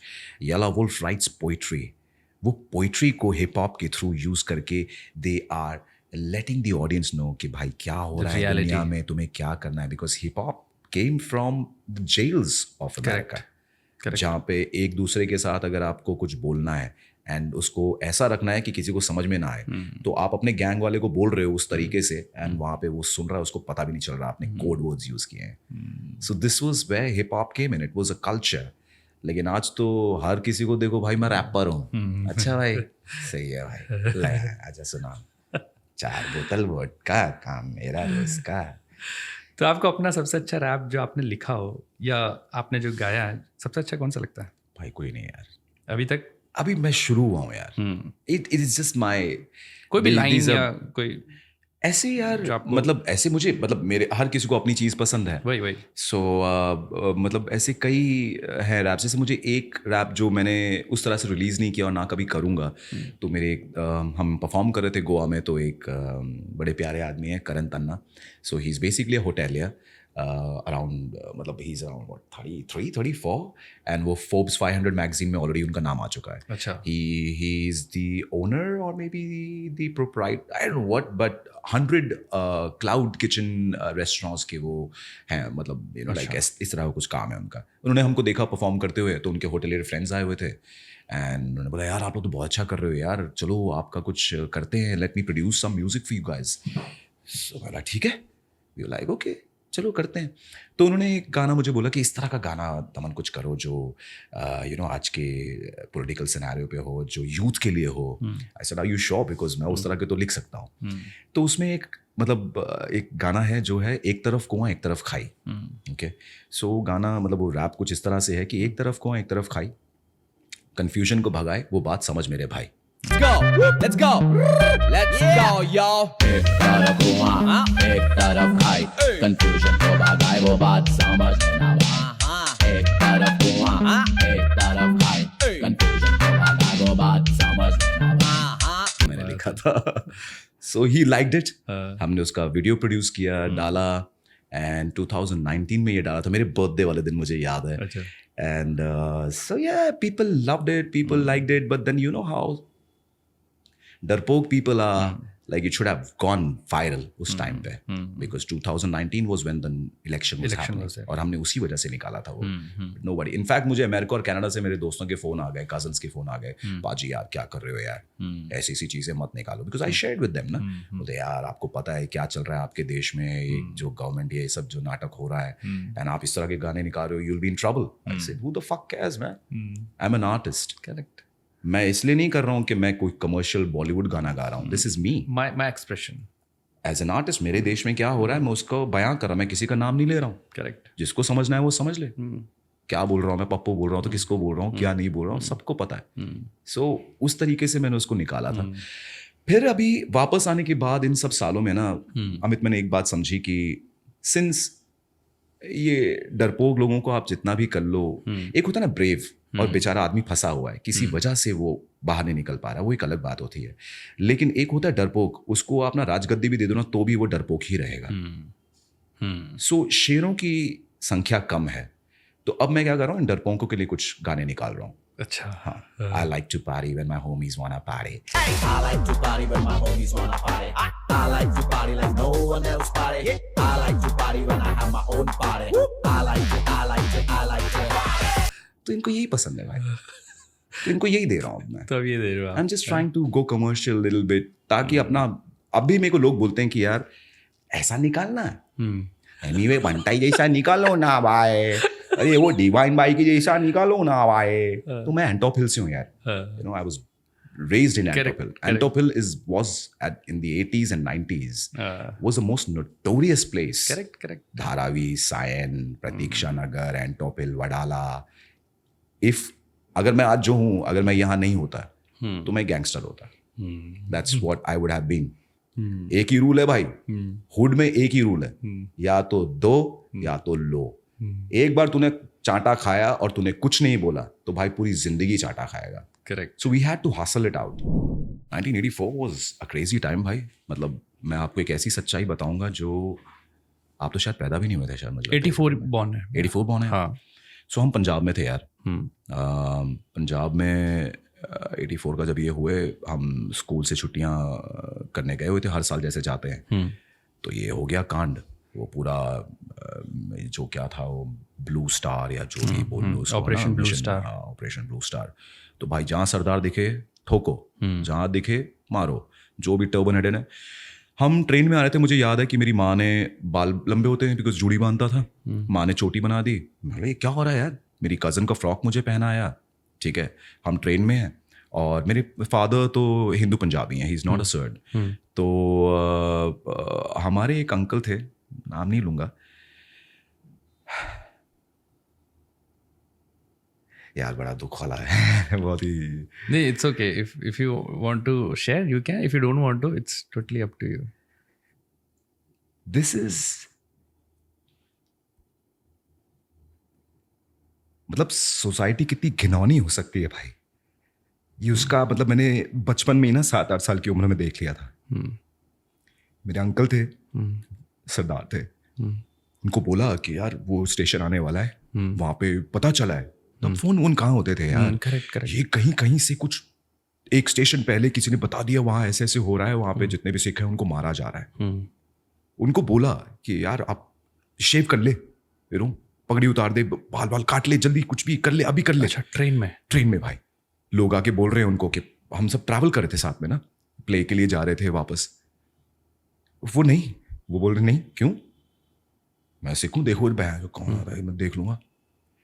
भाई कुछ लोग आए ट्रेन के अंदर, मतलब हम तो आंखें हमारी बंद कर ली थी, मतलब सब चिल्ला रहे हैं, ये हो रहा है वो हो रहा है ट्रेन में. सबको मतलब बच्चों को ऐसे रख रहा है, कौन है सरदार, कौन है ये भाई, क्या, ये भिड़ गया भाई. इसको लेके गए हैं बाहर, इसकी टर्बन खोली है बाल, भाई जलता हुआ टायर उसके ऊपर डाला यार. What are you saying? I've seen this with my own eyes. So this is not a story I'm telling. I have experienced this. और आप सोच सकते हैं 7-8 साल के बच्चों को जब ये दिखता है कि सोसाइटी ऐसी है. मेरे पापा भी तो यार हिंदू पंजाबी हैं, वो तो ऐसा नहीं कर रहे यार. वो तो वो जो एक सॉरी यार तो तब से मतलब क्योंकि सोल तो आपकी आर्टिस्ट सोल है, आपने वो देखा, आपको आप एक इस जोन में चले गए कि क्या हो रहा है, क्या है ये सब चीज़ें, क्या ब्रो। उसके बाद मैं जब एंटोपल वापस आया, जो फैमिलीज की बिल्डिंग में रहते तो कुछ साउथ इंडियन थे, कुछ मराठी थे, वो अपने बच्चों को हमेशा खेलने न दे यार। अच्छा, बिल्डिंग में जा रहा हो तो कोई थप्पड़ मार देता है, टेररिस्ट, बच्चे के साथ डिस्क्रिमिनेशन कर रहे हैं। सो ये चीजें जब झेली ना, और मेरी माँ शेरनी है, मेरी माँ ने बोला कौन है, मेरी माँ हर रोज झगड़ा कर रही है, हमने नहीं मारा है, हमने नहीं, मेरे बच्चे ने नहीं मारा है, every day it was a fight, you know. तो वो जब चीजें हुई तो मैं बन गया गुंडा भाई। मेरी माँ ने मेरे को एक ही चीज बोली लाइफ में, तेरी गलती है और तू मार खा के आएगा ना घर पे, चलेगा मुझे, तेरी गलती नहीं और तू मार खा के आएगा ना, मैं तुझे और मारूंगी। ये मेरी माँ ने मुझे सीधा बोल दिया। My mum was a sports person also. She has played Punjab national team में हॉकी खेल चुकी हैं वो, as a you know cycling team की चैंपियन रह चुकी हैं, लाइक कैप्टन रह चुकी हैं कबड्डी टीम की। पंजाब मतलब नेशनल के लिए खेला है उन्होंने, मतलब स्टेट लेवल पे। तो आपको पता है स्पोर्ट्स पर्सन कैसे होता है एकदम ऐसे। तो मेरी माँ ने जब मेरे को ये बोला ना, मेरे को छुट्टी मिल गई भाई। बोला अगर मेरी गलती नहीं है और मुझे कोई मार है और मैं मार खा के गया घर पे तो माँ मारेगी, इसको फोड़ भाई। तो उसके बाद जब कोई भी मेरे को बोलता था ना, ये हाथ में कड़ा सर पे दही वड़ा, ऐसे ऐसे चिढ़ाते थे भाई। जैसे ही बोलता था, जो आता था हाथ में बाम दाम, सबको पेला भाई। अच्छा। उसके बाद निकनेम था बाबा वहाँ पे, मतलब यू नो। तो अरे बाबा येड़ा खोपड़ी है, बाबा येड़ा खोपड़ी है। हाँ बाबा येड़ा खोपड़ी है तू बोल कुछ भी मेरे को ऐसा, सरदार या 12 बज गए या कुछ बोल, तेरे को मैं अब भी फोड़ता हूँ। और मैं बहुत लैंकी किड था, I was not very well built. तो फिर भी भाई मैं छूट गया तो छूट गया। तो वो हुड में ऐसा रहना पड़ा भाई। Correct. Otherwise survival would have been very difficult. I would have been pansy, I would have been very scared, meek. But since my parents were like, especially my mom was like a lioness man, तो वो मेरे को power जो मिला ना बचपन से ही, तो एंटोपल में मजा किया भाई बहुत। और फिर वही एनर्जी, वही आपने वाइब डाली क्रिएटिविटी में ना। इसलिए आपने बोला ना, अगर मैं क्रिएटिविटी में नहीं आता, मैं एक्टिंग नहीं करता, वॉइस एक्टिंग नहीं करता, सिंगर नहीं होता, तो मैं फिर गुंडा होता भाई। बिल्कुल। क्योंकि मैंने ये सब चीज़ें देखी थी, मैंने सही थी, झेली थी। एंटोपल में और क्या कर लूँगा यार, मतलब I mean, people who live in Antopil, they know. मतलब मैं 80s 90s की बात करूँ तो it was all about यार ड्रग्स वहाँ चल रहे हैं, और ड्रग्स गंदे वाले ड्रग्स भाई। वाली बेल्ट वेल्ट बांध के सिरिंज बिल्डिंग के पीछे भगा रहे हैं हम लोग पब्लिक। हम लोग की बिल्डिंग में क्या कर रहा है, भाग। तो वहाँ पे जब 1984 हुआ तो वहाँ पे ऐसा कहा जा रहा है कि टेररिस्ट आके छुप रहे हैं, तो राउंड अप हो रहा है, ये हो रहा है, वो हो रहा है। देन 1993 हैपेंड, यू नो, जो बॉम्बे वाला जो मेनन वाला सीन। तो ये सारी चीज़ें हमने जो देखी हैं as a child, you know, 1993 मतलब आई वाज लाइक 15 और 16 ईयर्स ओल्ड। तो ये 15-16 साल तक आते आते ही मैंने इतना कुछ देख लिया लाइफ में, and personally very closely. Correct. तो मतलब मैं ट्यूशन से आ रहा हूँ, एंड जब ये मेमन वाला, तो वो पता चला अचानक से कि हो चुका है बॉम्ब ब्लास्ट, और पूरा वो बन गया है कि क्या कहते हैं उसको, कर्फ्यू हो गया। मेरे पास BMX होती थी यार, full power hip hop, you know, बचपन से MTV सुन रहे हैं भाई। तो 10th में था मैं, 1993 की बात है, एंड वहाँ से साइंस से निकला, मैं चला रहा हूँ भाई, वहाँ पे कुछ लोग वो झंडा लेके सब, वो मेरे को देखा भाई, मेरे को रुक सरदार रुक, भाई क्या हो गया वापस आ गया क्या 1984। मैं भगाई है जो साइकिल भाई, सरासर नो मोबाइल्स, नो फोन्स यार। माँ कहाँ पकड़ेगी, कहाँ फ़ोन करेगी, क्या है भाई। घर पहुँचा हूँ मैं जैसे तैसे करके, तो माँ को चैन आया कि बेटा घर आ गया भाई। बोला ऐसे हो रहा था मम्मी, हाँ बाहर नहीं जाना, कर्फ्यू लगा हुआ बेटा। मैं क्या हो गया यार। सो हमारा एक एग्जाम भी पोस्टपोन किया गया था बिकॉज ऑफ दैट कर्फ्यू। हाँ, क्योंकि फरवरी मार्च में ही कुछ, हाँ जी वैसे ही हुआ था। तो ये सारी चीज़ें मतलब देखी हुई हैं। सो इट वाज यही होता लेकिन कोई कसर नहीं छोड़ी है भाई आज भी, मतलब है वैसे ही हम। सिर्फ थोड़ा सा सभ्य हो गए, थोड़ा सटल हो गए हैं। बट अभी जिनको पता है उनको पता है कि इसकी सटकेगी तो सटकेगी, मतलब ये 2 मिनट नहीं लगाया, इसको मत छेड़ो। तो मैं भी अपने आप को कोशिश करता हूँ, I got into meditation and everything कि भाई तू शांत हो जा, भाई तू शांत हो जा. बट अभी ना वो एंग्स्ट हो गया है. It's become more like I am very angry with society. मुझे बहुत अनफेयर लगती है ये. And they are sissy, they are not bold. They don't stand up for themselves. Especially हमारी ये आर्टिस्ट कम्युनिटी में देखे, चाहे वो डबिंग हो, एक्टिंग हो, कोई भी हो. यार बोलो ना यार, इंदाज बोलो ना यार, डरते क्यों यार? करेक्ट. एक साइड हसल रख लो ना, कोई कुछ धंधा कर लो यार, है ना. सचिन तेंदुलकर का भाई रेस्टोरेंट है, सुनील शेट्टी साहब का रेस्टोरेंट है. They have a side hustle. एक साइड हसल रख लो ना यार. पर यहाँ गंदगी मत करो यार. करेक्ट. यहाँ वो छोटे छोटे पैसों के लिए मत करो यार. दमन भाई, मेरे को तो बड़ा मजा आ रहा है आपसे बात करते हो भाई. आपको कैसा लग रहा है विचार एंड वाइब्स में? यार मैं मतलब ऑडियंस को एक बात कहना चाहूँगा कि मतलब एक होता है ना कि जब I shy away from giving interviews and stuff, because अभी समझ में आ ही गया होगा जो भी चल रहा है, जैसे मैं बातें करता हूँ. और बट एक चीज़ कहना चाहूँगा कि अमित ड्योंडी साहब, he made me so comfortable कि मैं कुछ ऐसी बातें शेयर कर गया जो बहुत कम लोग जानते हैं मेरे बारे में. आई थिंक मोस्ट इंडस्ट्री में शायद कोई नहीं जानता हो. बहुत रेयरली जो मेरे से बहुत क्लोजली जुड़े हैं उनको पता होगा ये सब चीज़ें. बट आज इन्होंने इतना कंफर्टेबल कर दिया कि मैं ये सारी चीज़ें शेयर कर पाया. सॉरी रोने धोने लग गया था, लेकिन हो जाता है भैया. हाँ हो जाता है. थैंक यू सो मच आने के लिए, तो अपना टाइम देने के लिए और ये सब बातें करने के लिए, सीरियसली. क्योंकि मेरा मकसद जो था विचार एंड वाइब्स में यही था कि अपने विचार रखेंगे, वाइब क्रिएट करेंगे. और यही पॉडकास्ट होगा यार. क्योंकि परफॉर्मेंसेस तो हम देखते रहते हैं, लेकिन जो परफॉर्म कर रहा है इंसान, जो एक्टर, जो आर्टिस्ट है, आर्टिस्ट क्योंकि एक अलग ही कॉम है, ये अलग ही जात बोलते हैं ना, वही हम अपने आप को भांड कहते हैं. हाँ भांड कहते हैं. करेक्ट. हमारे एक भैया है, वो बोलते हैं हम नचनिया है, इधर स्टूडियो में नाच रहे हैं, कभी उधर स्टूडियो में नाच रहे हैं. तो वही चलता है. तो इसी नचनिया की चीज़ को आगे बढ़ाते हैं. आपने एक फिल्म की थी, वो फिल्म मैंने किसी दूसरे चैनल के लिए लिखी थी, द कुंफू हसल, लेकिन आपने थिएट्रिकल की थी. करेक्ट. स्टीवन चाओ एक्टर. स्टीवन चाओ भाई, one of my favourite films ever. और भाई स्टीफन चाओ के लिए सब लोग नीचे कमेंट करना प्लीज़. कुंफू हसल के लिए जिसको वो फिल्म अच्छी लगी है, हिंदी या इंग्लिश वो फ़र्क नहीं पड़ता, लेकिन अगर कुंफू हसल अच्छी लगी तो नीचे सब कमेंट करेंगे. ओके इस वीडियो के. भाई पहली बात तो स्टोरी लाइन उस फिल्म की, it is a different world. Okay मतलब कि चल क्या रहा है, आदमी बोल रहा है कैसी सोसाइटी है, कैसे लोग हैं, एक लैंड लेडी है भाई, वो सबको कुछ समझती ही नहीं है. वो कोई भी हो भाई, तो कुंफू मास्टर हो, कोई चप्पल निकाल के थप्पड़ कैसे मारती है वो. तो वहाँ पे ये एक लड़का जिसके साथ बचपन में ऐसा होता है कि कोई नहीं है उसका, एंड एक उसके दोस्त के ऊपर कुछ गुंडे लड़के जो होते हैं 14-15 साल के, वो सुसु कर देते हैं. तो वो मारने आता है, मार खाता है बेचारा. मार खाता है. एक बुढ़े से मिलता है, वो बुढ़ा बोलता है ये ले हस्त मुतरा, ये कुछ तो है, ये कुंफू वाली बुक भाई, तो ये पढ़, तो ये सीख. वो सीखता है, and then he becomes a kung fu master.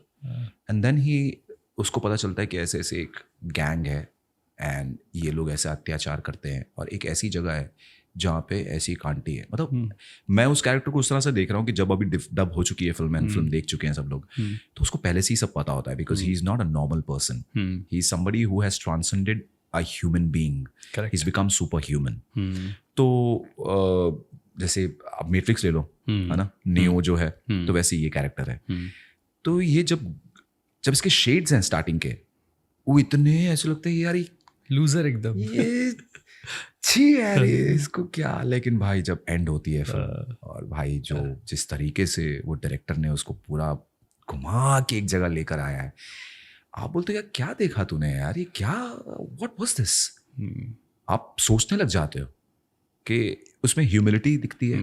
पहली बात तो कि एक ऐसा इंसान, मैं हनुमान से कंपेयर करूंगा, हनुमान जी से कंपेयर करूंगा, बिकॉज आप सोचिए कि being a god himself, he's figuring out things through Ram ji.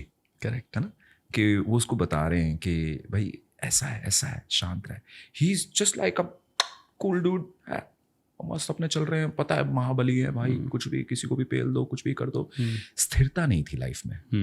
वो स्थिरता राम जी के थ्रू उनमें आती है. करेक्ट. वो फर्स्ट एपिसोड या सेकंड एपिसोड में जैसे वो मिलते हैं जंगल में राम जी से और लक्ष्मण जी से, वहां पर जब वो उनको रियलाइज होता है, राइट, कि and the feeling like I know this guy, you know, वो अंदर से कि अच्छा इसकी वेट कर रहा था मैं, ये मुझे बताएंगे कि मैं कौन हूँ, and I will realise this.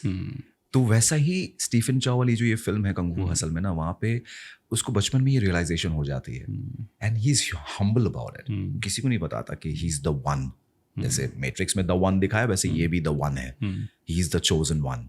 बाद में जाके वो लैंडलेडी और उसके हस्बैंड को पता चलता है अरे तो वो है, ही इज द मास्टर है वो। देन वो अपना रूप दिखाता है भाई, वो जो पेलता है उसके बाद सबको। करेक्ट, जो एंडिंग सीक्वेंस है, फाइटिंग सीक्वेंस अमेजिंग है, कोरियोग्राफ किया है यार, वंडरफुल। सो इट वाज, मतलब आई एम वेरी लकी कि मैं उस कैरेक्टर के लिए, मतलब मुझे चूज किया गया एंड मैं उसको कर पाया। I enjoyed the process, like मजा आ गया यार, इट वाज ऑसम। ऐसे कैरेक्टर करने के बाद फिर मैं हनुमान के कैरेक्टर पे आऊंगा, लेकिन उससे पहले मैं बात करता हूँ द फॉल का है, रायन गॉसलिंग। राइट, वो कैसा था कैरेक्टर?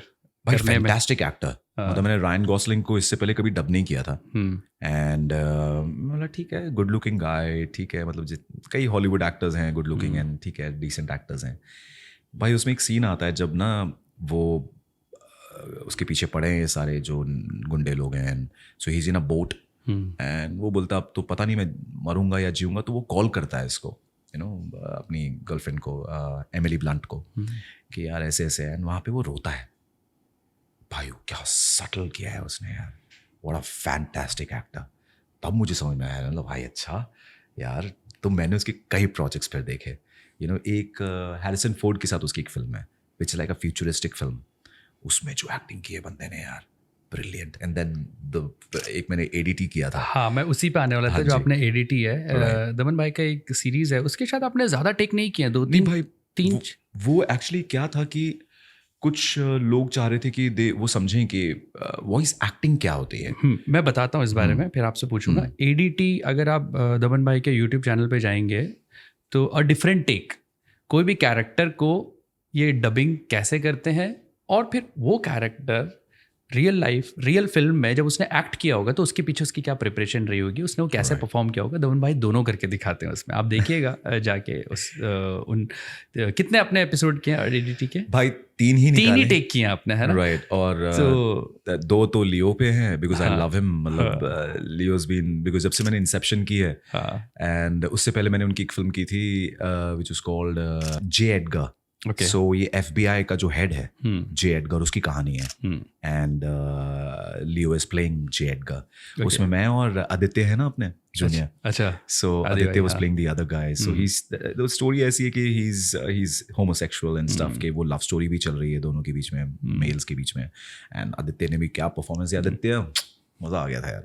हाँ, तो हम उस पर आते हैं। रायन गॉसलिंग का आपने द नोटबुक का एक सीन किया है जी एडीटी में जी, तो वो मैंने देखा आपने किस तरीके से उसको परफॉर्म किया, फिर आपने बताया कि एक्टिंग में क्या होता है, वॉइस एक्टिंग में क्या होता है, उस बारे में थोड़ा बात करते हैं।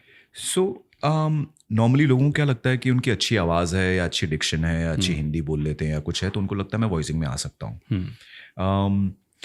ज़रा सोच के देखिए कि मतलब यार हम कोई भी कैरेक्टर जब डब करते हैं ना, माइथोलॉजिकल छोड़ दीजिए, किसी एक्टर ने परफॉर्म किया है, उस एक्टर को 6 महीने मिनिमम लगे होंगे to do the shoot. Correct, film को करते करते एक प्रोसेस है। एज अ वॉइस आर्टिस्ट, मैं एक्टर की बात नहीं कर रहा, एज अ वॉइस आर्टिस्ट आपको कितना टाइम मिलता है भाई? 10 घंटे, करेक्ट, 2-3 सेशंस, 20 घंटे, कहाँ 6 महीने और कहाँ 20 घंटे। अब उसमें अगर आप एक्टिंग नहीं कर रहे, अगर आप एक एक्टर की हैसियत से उस चीज को समझ नहीं रहे कि उसने क्यों ऐसी लाइन बोली और ऐसा फेस क्यों बनाया और ये हाथ क्यों उठाया, ये क्यों नहीं उठाया, then you are just dubbing it, you not performing it. तो मेरे लिए बहुत इंपॉर्टेंट है कि मैं ज़्यादातर कोशिश करता हूँ। आजकल तो हमको देखने को मिलता नहीं है। मैं कई पहले जो प्रोजेक्ट्स थे, जब मुझे कोई बताता था ऐसे कि मैं भाई मैं थोड़े फिल्म दिखा दो यार, यू नो, जो हिंदी टू हिंदी भी डब होती थी, यू नो, हमने पहले बहुत फिल्म की हैं, मैं फिल्म देख लेता था, मेरे को समझ में आता था कि अच्छा ये हाव भाव है, ये इस तरीके से बोलता है, ऐसे ऐसे।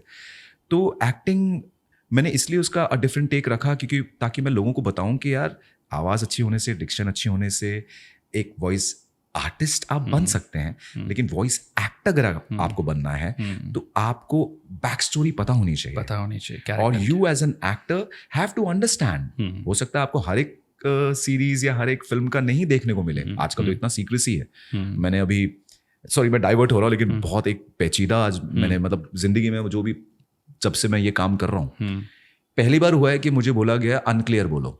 अच्छा, मैं प्रोजेक्ट का नाम नहीं लूंगा बिकॉज अभी रिलीज होने वाला है, बट लोगों को दिख जाएगा वो कैरेक्टर। वो भाई उसमें अनक्लियर बोलना है, वो सीधा बोलेगा ही नहीं। अच्छा, डायलॉग क्लियर नहीं बोलना। मतलब मैं करता हूँ लिखने को, मेरे को पता नहीं क्या हो देता है। मतलब भाई मुझे ही नहीं समझ में आ रहा मैं क्या बोल रहा हूँ, भाई क्या क्या कर रहे हो। बोलते नहीं सर, कुछ कुछ वर्ड्स में क्लैरिटी रखनी है और कुछ कुछ वर्ड्स में नहीं रखनी है। सो it was so tough for me because हम जिंदगी भर बस यही करते हैं, क्लैरिटी होनी चाहिए भाई शब्दों में। तेरा नुक्ता मिस हो गया, तेरा ये बिंदी मिस हो गई, तेरा ये हो गया, तूने सही नहीं बोला, फिर बोल दिया, फिर बोल दिया या कुछ हो गया। तो ये कैरेक्टर ऐसा था। So anyway, as an actor I think if you learn the art, theatre अगर आप 1 महीना भी ज्वाइन कर लें तो आपको एटलीस्ट नुआंसेस पता चल जाते हैं कैरेक्टर के, कि एक एक्टर इस तरह से क्यों बात कर रहा है। और हर एक एक्टर अलग है, पर आप जिसको भी डब कर रहे हैं तो आप एज एन एक्टर जब उसको देखेंगे देन जो डायलॉग्स आएंगे उनमें फर्क पड़ता है। तो एडीटी मैंने इसलिए किया ताकि लोगों को ये पता चले कि भाई एक्टिंग की तरीके से मैं एक डिफरेंट टेक दे रहा हूँ, कि लियो ने ऐसा किया या गॉसलिंग ने ऐसा किया, मैं अगर होता तो मैं ये कैसे करता, मैं ये लाइन कैसे बोलता। करेक्ट। तो एक एक्टर की हैसियत से मैं ये बोलता, लेकिन I have to stick to that character's acting and dub it in that way. पर उसमें भी मैं कुछ ना कुछ ऊपर नीचे कर सकता हूँ, कर सकता है। जहाँ पे लिप मूवमेंट का ऐसा है तो मैं वहाँ खेल सकता हूँ। तो इसलिए मैंने एडीटी किया। बहुत अच्छा initiative, I want you to continue that. अब देखिए वो आपकी मर्जी है लेकिन आप लोग भी बताइएगा, अगर आपने वो देखा है, नहीं देखा तो जाके देखिए और वहाँ कमेंट कीजिए। दमन भाई को बताइए कि हमको और भी ऐसा कुछ सीखने को मिले, क्योंकि उनका वो 8-10 मिनट का वीडियो है, उसमें काफ़ी लर्निंग है उसमें। जी जी, बहुत अच्छा है। ऐसी जैसे आपने कहा कि मैंने कैरेक्टर को अपना एक बॉडी दिया, अपना एक स्टाइल दिया, ऐसी आपने स्टाइल दिया है Bruce Almighty, yes man, liar liar. मैंने लिस्ट बनाई थी, आपने कितने सारे किए हैं भाई। वो तो मतलब जिम कैरी को जो आपने किया, सबसे पहले कौन सी की थी आपने? डम एंड डमर आई थिंक सबसे पहले द मास्क की थी यार। The mask. उससे पहले निनाद भाई कर चुके थे। अच्छा ना, निनाद कामत कर चुके थे। Ninad is a fantastic performer, yeah, one of the best that we have in the industry. Chetan bhai and Ninad are like no comparison. तो अब जब मुझे आया यूटीवी पे करना है भाई, ये डब करने वाला, ये तो हो चुकी है, नहीं हमको ये इसके लिए टेलीविजन दोबारा करनी है। तो अब now you are stepping into the shoes of Ninad Kamath जो पहले कर चुके हैं, एंड उसके ऊपर से भाई ये सोने पे सुहागा ये कि भाई जिम कैरी है। अब क्या करोगे?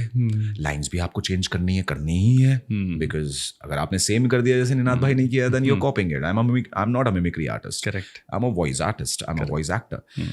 तो जिम कैरी से मुझे सीखने का बहुत मौका मिला यार। Okay, he is a comedian, वो सब बात अलग है। वो ये एक चीज है भाई गुड एक्टर्स में, स्पेशली मेथड एक्टर्स में। Okay, now gym, I don't think so Jim Carrey is a method actor, but I feel he is, because वो जब कैरेक्टर जो भी प्ले कर रहे होते हैं उसमें रहते हैं। यू नो, आप ले लीजिए ब्रांडो को ले लीजिए, यू नो, गॉडफादर ले लीजिए, है ना, नसीर साहब को ले लीजिए आप, है ना, ये सारे, इरफान भाई को ले लीजिए, इरफान खान। सो ये लोग क्या करते हैं, ये मेथड एक्टिंग में इतने हैं कि ये जब लाइंस बोलते हैं ना तो वो उनको एक्टिंग नहीं करनी पड़ती। वो ऑलरेडी उस चीज को इतना पी चुके हैं कि स्क्रिप्ट भी देखने की जरूरत नहीं है उनको। They are just saying it, they are in the context कि जो सिचुएशन है, कि भाई क्या रस चल रहा है, भाई रुद्र चल रहा है, शांत चल रहा है, श्रृंगार चल रहा है, विभत्स चल रहा है, उसके वो भाई एक शक्ल भी ऐसी नहीं बनाएंगे। वहीं पे Jim Carrey is someone who plays with his face. somebody stop me, भाई somebody stop me, स्टाइलिश हो सकता है लेकिन he is playing with his, तो मैं हूं झकास, मतलब वो हर चीज पे वो डालना, स्टॉप में। अब झकास पे बैठता नहीं है, झकास ओपन माउथ है, स्टॉप में एक म साउंड आ रहा है, लेकिन वो इंटेंस ऐसा कर देना उसको जब आप परफॉर्म करो कि वो दिखे ही नहीं पब्लिक को। करेक्ट, कि भाई ये लिप चला भी कि नहीं, वो आवाज में ऐसा आ जाए कि बोले अरे भाई ये मस्त डायलॉग है भाई, मैं हूँ झकास, यू नो। तो उस तरीके से उसको प्ले करना, मतलब जिम कैरी ने मुझे उससे ये सीखने को मिला, body language. Then when I did, कितने सारे प्यारे ना, वो एक द केबल गाय, है ना, वो देखिए आपने फिल्म? नहीं। मैं सुना लेकिन वाओ वो भी करते हो. He can be subtle as hell. Okay, he can be subtle as hell. Cable का आप देखिएगा भाई यार. But I have seen his documentary Jim Carrey. Netflix में है या अमेजोन में है. आपने देखी डॉक्यूमेंट्री जिम कैरी की? नहीं. उसमें अभी मैं भूल रहा हूँ, उन्होंने एक फिल्म की थी, एक बहुत बड़ा स्टैंड अप कॉमेडियन था. उसको उसकी फिल्म थी वो. उन्होंने वाला रोल किया था. तभी वो लोग they were shooting Jim Carrey throughout the process. And Jim Carrey was that guy throughout the process. मतलब प्रोडक्शन वालों का भी इंटरव्यू उसमें. मैं भूल रहा हूँ, मैं नीचे डाल दूंगा नाम, किस I am talking about which documentary and that stand up guy name. बहुत फेमस है, मैं अभी भूल रहा हूँ. तो जो आपने बोला ना जिम कैरी मेथड भी है और नहीं भी है, वो सब कुछ ब्लेंड है वो. उस फिल्म, वो डॉक्यूमेंट्री देखी, पता चलेगा जिम कैरी मतलब आउट ऑफ वर्ल्ड आदमी है. वो एक्टर मतलब अलग लेवल एक्टर है. मतलब कोई है ही नहीं दूसरा यार उनके जैसा. तो उसको कुछ भी ले लो, उनको वॉइस करना, उनके डायलॉग्स बोलना कितना चैलेंजिंग रहा. कैसे करते थे आप? फट जाती है. फट जाती है, मतलब बहुत चैलेंजिंग है यार. मतलब क्योंकि ना वो बोलते बोलते एकदम से वो सारे सुर ले लेता भाई, इधर से उधर से इधर, कहीं से कहीं पे भी आ जाएगा वो. So it becomes tough because हम एक तो लैंग्वेज कर रहे हैं ना. हिंदी का अपना एक फ्लेवर है, हिंदी की अपनी एक स्पीड है, क्लैरिटी, ये सारी चीजें ध्यान में रखनी पड़ती हैं. लेकिन मेरे ख्याल से जिम कैरी को हर कोई कर भी नहीं पाएगा अच्छे से, क्योंकि जैसा अभी आपने कहा ना, झकास वाली जो लाइन बोली आपने, बीइंग ए मतलब वॉइस आर्टिस्ट, वॉइस एक्टर, हमको यही मिलता है करने के लिए परफॉर्म, अपना जबड़ा, फेस मसल्स, है ना. लेकिन जिम कैरी जब कर रहे हो तो वो यूज होता है सबसे ज्यादा, है ना. क्योंकि जो आपने बोला वो अपने फेस एक्सप्रेशन अलग ही भाई, गट्स दुखने लग जाते हैं आपके ना, ये जो है ना अंतड़ियां, ये दुखने लग जाती हैं. क्या करता है वो, कि मतलब it's an exhausting process once you dub him. उसके बाद आप जब निकलते हो ना स्टूडियो से, लाइक एसी में बैठे हुए भी आपको पसीना आ जाए. He is so powerful man. Bruce Almighty भी किया आपने ना जी. Bruce Almighty, dumb and dumber, the mask, liar liar, yes man. Guys yes man, अगर आपने यूटीवी वाली यस मैन देखी है तो उसमें कनेक्शन ऐसा है, यस मैन को हिंदी में अडैप्ट मैंने किया था और दमन भाई ने उसमें किया था डब जिम कैरी को. वो फिल्म भी अलग ही लेवल थी. यस मैन, अगर किसी ने नहीं देखी यस मैन, जरूर देखो. लाइफ में मस्ट वॉच मूवी है वो. आपका लाइफ का पर्सपेक्टिव भी चेंज कर सकती हो. तो ऐसे प्रोजेक्ट्स करने में बड़ा मजा आता है ना, जिसमें एक टेक अवे भी रहे. यस, वॉइस आर्टिस्ट के लिए. यस, मतलब आई थिंक अभी तक सबसे चैलेंजिंग जो है जिम कैरी है यार. हाँ, मैं वही पूछने वाला था. सबसे challenging, most tough thing to do. Like Sonic 1 में मैंने किया उनको. हाँ, सोनिक 1 में, सोनिक 1 में कर दिया मैंने. And again a tough job. मतलब वो जब अपनी बस से उतरते हैं, पहली बार उनकी एंट्री है, और फिर वो कुछ बोल के एकदम से, आई नो यार, उसको बोलने नहीं देता भाई आगे वाले को. और वो रोकना, वो छोड़ना, वो पकड़ना, वो इट्स ऑल अबाउट टाइमिंग. अगर वो टाइमिंग में जरा भी आप ढीले हुए कि आपने एक टेक ऐसा लिया, सेकंड टेक फिर लिया, फिर थर्ड टेक लिया, वो फ्लो ही नहीं मिलेगा. यू हैव टू रिहर्स कि ये लाइन मेरे को हिंदी में बोलनी है और सेम स्टाइल से. तो यू हैव टू 3, 4, 5, 6 बार आपको टेक देखना है, लगा लेना, उसका स्कैन कर लेना है, स्कैनिंग करके, and then you have to give it in one flow. तब मजा आता है. तब मजा आएगा. नहीं तो वो बीच बीच में काट के मजा नहीं आता. तो मेरे ख्याल से जब हम वॉइस एक्टिंग करते हैं या स्टूडियो में रहते हैं, इतने बड़े बड़े कैरेक्टर्स डब करते हैं जो इतने बड़े बड़े एक्टर्स ने कर रखे हैं, तो इसके लिए स्पॉन्टेनिटी कितनी चाहिए आपको एज एन एक्टर? ऑलवेज भाई, है ना. ऑलवेज. मेरे फादर साहब ने मेरे को सबसे पहले यही चीज़ सिखाई थी कि मतलब चलो जो भी थिएटर वेटर जो भी सीखा, उन्होंने बोला भाई always be ready to improvise. Correct. Always. तुम दूसरों पे जाके ये मत बोलो अरे स्क्रिप्ट गंदी ली है, अरे क्या माइक लगाया है, अरे क्या हेडफोन टूटा फूटा, अरे क्या स्क्रीन में दिख नहीं रहा. भाई तू 10 चीजें निकाल लेगा. करेक्ट.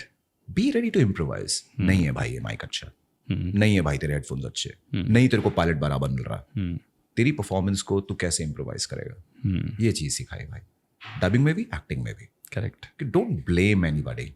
तू क्या कर सकता है, तभी कुछ निकल के आता है ना. कि if you are doing something which is, you are in a situation where the whole things around you weren't perfect, but you gave something perfect. Correct. Tried to. और ये कितनी बड़ी आयरनी है, जीवन में भी तो यही है। आसपास तो हमारे कहाँ परफेक्ट खोजने जाओगे, कुछ नहीं है भाई। आपको परफेक्ट होना है, तब चीजें सब परफेक्ट होने लगती है। वही एक्टिंग, इसलिए तो एक्टिंग एक रिफ्लेक्शन है आपके रियल सेल्फ, रियल लाइफ का, सोसाइटी का। मुझे हमेशा इम्परफेक्ट रहना अच्छा लगता है, लाइक टू बी, बिकॉज मेरे लिए परफेक्ट सिर्फ वो यूनिवर्सल एनर्जी है, राइट। जो हम तो एक छोटी सी दुनिया में रहते हैं, एक छोटे से वर्ल्ड में रहते हैं, अलग अलग आइडियोलॉजीज हैं, कोई बुद्धा को पूज रहा है, कोई राम को पूज रहा है, कोई इसको पूज रहा है, कोई इसको पूज रहा है।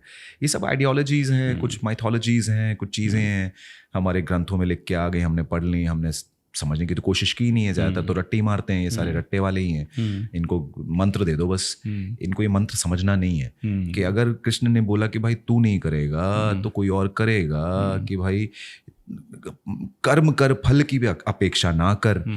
ये फिर भी फल की अपेक्षा करके मंदिर जाते हैं, ये फिर भी मस्जिद इसी वजह से जाएंगे, गुरुद्वारा इसलिए जाएंगे, चर्च इसलिए जाएंगे। अरे भाई वो बोल रहा है अपने आप में बिलीव कर, तेरे को कहीं जाने की जरूरत नहीं है। You can be at any spot any time and you can be a meditative state, and that is the connection, direct connection with the universe. ये इस पे कभी ध्यान ही नहीं देते, और इनको ये नहीं पता कि टेलीविजन, ये मीडिया बेवकूफ़ बनाया जा रहा है, जो ये फेंक रहे हैं, ये हजम कर रहे हैं भाई। So this is lacking in humanity now, इसलिए we are on a destruction. मैं कुछ दिनों पहले बात करते, एक फिल्म मेकर हैं, पुणे बेस्ड हैं, वो एनिमेशन फिल्म मेकर हैं, मैं उनसे बात कर रहा था। मैं बोला सर हम उस स्टेज में हैं जीवन के, एक ह्यूमन एवोल्यूशन के, जहाँ पर चेंज हो रहा है, बहुत बड़ा चेंज हो रहा है, और वो चेंज डिस्ट्रक्शन की तरफ जा रहा है या कुछ अलग इवॉल्व हो रहा है पता नहीं, लेकिन चेंज हो रहा है भाई। बिल्कुल, पूरी सोसाइटी में, माइंडसेट में, थॉट प्रोसेस में चेंज हो रहा है। बिल्कुल।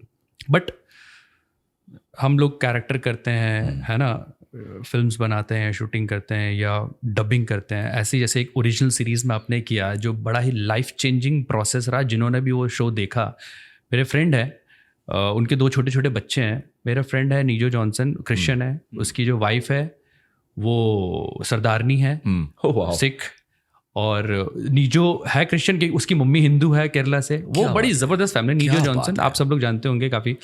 वो जो उसकी वाइफ है गुप्पी, वो मेरे को पीछे पड़ी रहती है कि हनुमान का अगला सीजन कब आ रहा है, बता। मैं उस पर नील करता हूँ, कब आ, बहुत प्यारा कर रहे हो भाई आप, और मजा आता है। उस शो ने ना चेंज किया है पर्सपेक्टिव बहुत, क्योंकि उसके शो की स्क्रिप्टिंग बहुत अच्छी है। जी, रिसर्च बहुत अच्छी है। और उन्होंने बहुत बड़े बड़े इवेंट रामायण के नहीं दिखाए, उन्होंने छोटे छोटे चीजें दिखाई हैं, और वो थॉट प्रोसेस दिखाया हनुमान के थ्रू, हनुमान की जर्नी, हनुमान जी का कैरेक्टर आपने किया उसमें। इतने बेहतरीन, मतलब हम लोग हमेशा सोचते हैं हीमैन, सुपरमैन, स्पाइडरमैन, हमारा हनुमान जैसे डमैन जिसको किया डमैन, है ना, जबरदस्त। तो हनुमान को जो वॉइस दिया ना आपने, हीरोइक वॉइस, जबरदस्त एटीट्यूड, मेरे को बहुत अच्छा लगा। शुरू में मेरे को पता, मैं सच बोलता हूँ आपसे, शुरू में मेरे को लग रहा था यार दमन भाई ने बहुत ज्यादा हीरो तो नहीं कर दिया, ये बहुत ज्यादा हीरो लग रहा है यार। लेकिन जब सुना, जब उसका प्रोग्रेस हुआ कैरेक्टर का, है ना, जब और सीजन में और एपिसोड्स आए, चीजें आए, 3-4, भाई यही तो चाहिए, और जनता को वही पसंद आ रहा है। बिल्कुल। तो हनुमान कैरेक्टर आपको कैसे मिला? राजीव राज जी कर रहे हैं हमारे शो क्या ऑडिशन हुआ था, कैसा था प्रोसेस, कैसा था, और आपका कैसा रहा वो जर्नी? पहले तो भाई मैं कहना चाहूँगा यार, अगर आप लोग लेजेंड ऑफ हनुमान देख रहे हैं तो प्लीज़ नील की आवाज़ मेरे भाई ने की है, एंड बहुत मज़ा आता है जो मेरा, मतलब हनुमान जी का कैरेक्टर और नील और नल साथ में आते हैं, और वो जो उनकी गुफीनेस है, द वे, द लाइवलीनेस, तो प्लीज़ ज़रूर देखिएगा हमें देवंडी जी को। और दूसरी बात, राजीव भैया, राजीव राज भाई, मतलब thank you for the opportunity कि आपने मुझे ये मौका दिया कि मैं ये कर पाया। सो भाई मुझे बताया गया था कि काफ़ी टाइम से वो they were looking for the voice of Hanuman, और कोइंसिडेंटली मैं मतलब मैं तो निकल गया था यहाँ से, तो आप यहाँ नहीं थे, और मैं यहाँ आया ही था, करेक्ट, वापस आया ही था। वही सिलसिले में जो मैं आपको बताया ना, एक प्रोड्यूसर हमको मिल गया था कि गाना प्रोड्यूस करते हैं तुम्हारा, और यहाँ आ जाओ। तो उसने हमको जो भी है, तो भैया का फ़ोन आया, कहाँ है तू? मैं बॉम्बे में हूँ। तो बोलते ऑडिशन देगा एक, किस चीज़ का है? बोलते एक लाइव एनिमेशन है, मतलब हम पहले उसको, मतलब वॉइस एक्टिंग वाला चाहिए, तो मैं चाहता हूँ कि तू भी दे दे, काफ़ी टाइम से हम ढूंढ रहे थे वो कैरेक्टर। मतलब क्या है? बोले हनुमान के ऊपर ऐसे ऐसे से है। तब तो किसी को कुछ पता ही नहीं था ना क्या है। हमने इतने सारे, मतलब हमने वॉइस एक्टिंग की हुई है, इतनी सारी एनिमेशन बनती है, एक और बन रही है, ठीक है भाई, चाहते हैं। तो मैंने दे दिया audition. I don't think about, जब मैं जाता हूँ ऑडिशन दे के मैं निकल लेता हूँ। मेरी माँ हमेशा बोलती थी, अरे पूछ लिएगा ना 2 दिन के बाद, बोला क्यों? I gave my best. I went there. I gave my best, and I came back. I don't want to be in the past. तो anyway, कॉल आ गई मेरे को 1 दिन के बाद कि भाई हो गया। मतलब अच्छा, मतलब पैसे क्या दोगे? सही बात है। It is not dubbing. It is voice acting. तो भैया ने मुझे एक अच्छा अमाउंट बोला। ऐसे कहा भैया बढ़िया है तो बोलते हाँ ठीक है। तो ये शुरू हुआ। सच बताऊं भाई, अब जैसे एक और सीरीज है द चोजन, ये जीसस के ऊपर है, ठीक है। ये अब कब आएगा? ये एक्चुअली एक फिनोमेना बन चुका है पूरी दुनिया में, द चोजन। तो उसमें जोनाथन रूमी जो बंदा है जिसने जीसस प्ले किया, तो मैं उसको डब कर रहा हूँ, मतलब अच्छा, अब मुझ में करवा रहे हैं ना? हाँ जी, हाँ। तो वो series, I don't like giving my voice for heroes. मैं सच बताता हूँ, मतलब specially gods, I am not, you know, मुझे बहुत फेक लगता है अभी तक जो चल रहा था ना चलन। हाँ, आइए मैं आपको बताता हूँ जी, ये जो एक छिछोरापन था ना, of people trying to see that they god would speak like this, ये द लेजेंड ऑफ हनुमान ने तोड़ा है, ये द चोजन ने तोड़ा है।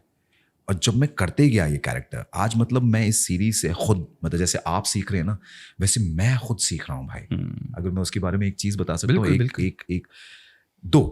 एक तो भाई छोटा सा एक वाक्य, जो मुझे नहीं पता था कि हनुमान जी का एक बेटा है। रियली भाई, मतलब आई am not interested in religion और एनीथिंग, तो हनुमान जी तो मतलब ब्रह्मचारी, बेटा कैसे हो सकता है भैया? जब वो एपिसोड आया, मैं स्क्रिप्ट पढ़ रहा हूँ एंड हेलो गाइस, ये कुछ बोलते हैं, हाँ कैसे?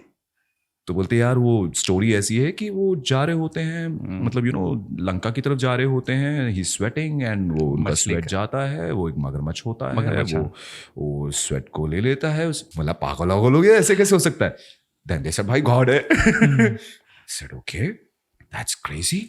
एंड वो सीन जब आता है ना, जब क्या मकरध्वज है ना, मकरध्वज किया है मणिकांत सरभॉय ने, मेरा बहुत ही प्यारा दोस्त है वो। तो मकरध्वज को बोलते हैं, अरे मतलब हनुमान बोलते हैं कि यार इससे पहले ऐसा कभी नहीं हुआ रहा, ये तो बहुत शक्तिशाली है, कौन है तुम्हारे पिता? मेरे पिता का नाम है हनुमान। एंड वहीं खत्म हो जाता है सीजन। मैं बोला भाई वो मैं वहां फ्रीज हो गया था थोड़ी देर के लिए। I said dude this is unbelievable, कि मतलब इट्स, अरे समझ में नहीं आता ना यार, ऐसे कैसे हो सकता है? अब तक मतलब जिनको नहीं पता है हनुमान जी के बारे में, तो उनके लिए, जैसे मेरे ऐसे बंदे के लिए, हमको मालूम है ब्रह्मचारी है भाई, वो तो लड़की वड़की से दूर भाई, ये सब तो देखना दाखना कुछ भी नहीं है, हम जैसे नहीं है वो छिछोरे। तो मतलब यू नो जो दूसरे गॉड्स है या जो भी है, तो ये तो अलग ही है, ये कैसे हो गया यार? तो देन उनका पूरा, उसके बाद जब सीजन आया और उसके अंदर उनका पूरा बेटे के साथ जो है और कैसे उसको संभालते हैं, वो सारी चीज़ को बेटे को भी पता चलता है कि अरे हाँ यार ये मेरे पिता हैं, वो नहीं है, but he respects his father who brought him up. तो जब ये सारा खुलासा होता है कि ये कौन है, क्या हुआ, मतलब मकरध्वज को पता चलता है कि Ahiravan is not his biological father, कि लेकिन उसने उसको पाला पोसा बड़ा किया है, एक जगह दी है जहाँ का वो राजा है। You know, he's the caretaker of this place. He's powerful, you know.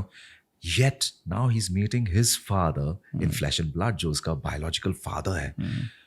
वो सारा जिस तरह से उस स्क्रिप्ट में बनाया गया, इतना प्यारा डिजाइन है, इतना प्यारा रिसर्च है कि करने में बहुत मजा आया। उसी दौरान एक और जो सेकंड जो टॉपिक मैं छेड़ना चाहता हूँ लेजेंड ऑफ हनुमान के बारे में, when he is in this place where he knows कि अहिरावण ने ऐसा माया जाल बुना है कि he is going to be stuck here if he uses his physical power. He's no match.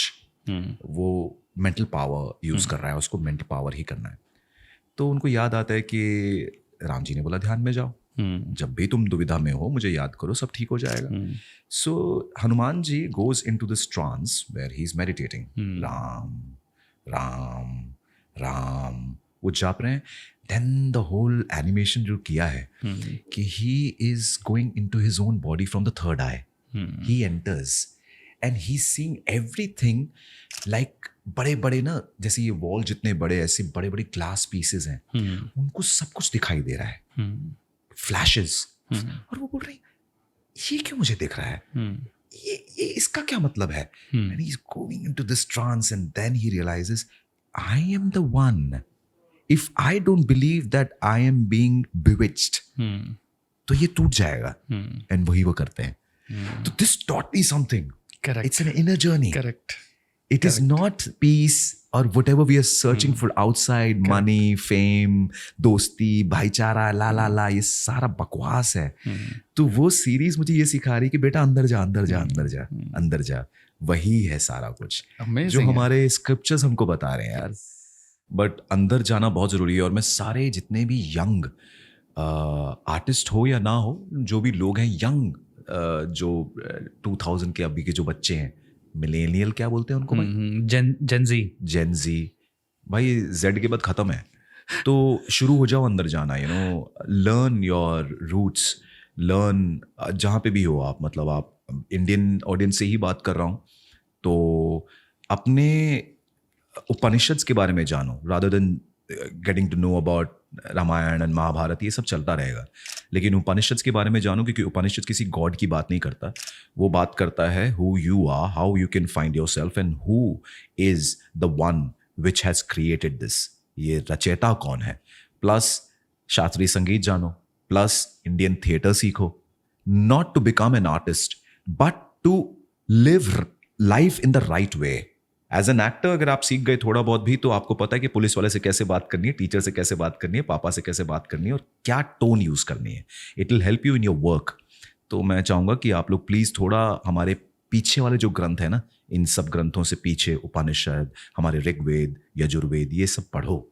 Take out some time. आज तो आपके पास गूगल के थ्रू हर तरह की इंफॉर्मेशन है ना भाई. आप टाइप करो और सब मिल जाते. तो इसके बारे में एक महीना ही लगा लो. जस्ट फाइंड आउट मोटा. एंड आपके आगे आने वाला जो इसके बाद पता नहीं क्या जेड के बाद चैड होने वाला या पैड होने वाला है, जो भी होने वाला जनरेशन, AI आने वाला है. You will be living your life with technology, with machinery, but don't forget your use अपना रूट्स. क्योंकि आप एक ह्यूमन हो, you organic, you are not a machinery. तो आप में एक ऐसी चीज है जिसको बहुत ही प्यार से बनाया गया है, जिसने भी बनाया है, स्वेट एंड ब्लड, तो उस चीज को कभी मत भूलना यार. आगे तो जो होने वाला वो आप लोग ही देखो, हम तो चले जाएंगे. तो हनुमान जी का कैरेक्टर जो अपने द लेजेंड ऑफ हनुमान में है, तो उससे तो आपकी एक इनर जर्नी भी शुरू हुई है ना. बिल्कुल भाई. कुछ डायलॉग्स हम करते हैं या कुछ इंसिडेंट आपको याद है हनुमान जी के, जो आपने क्या जबरदस्त तरीके से बोले हैं, कुछ बताइए ना यहाँ पर.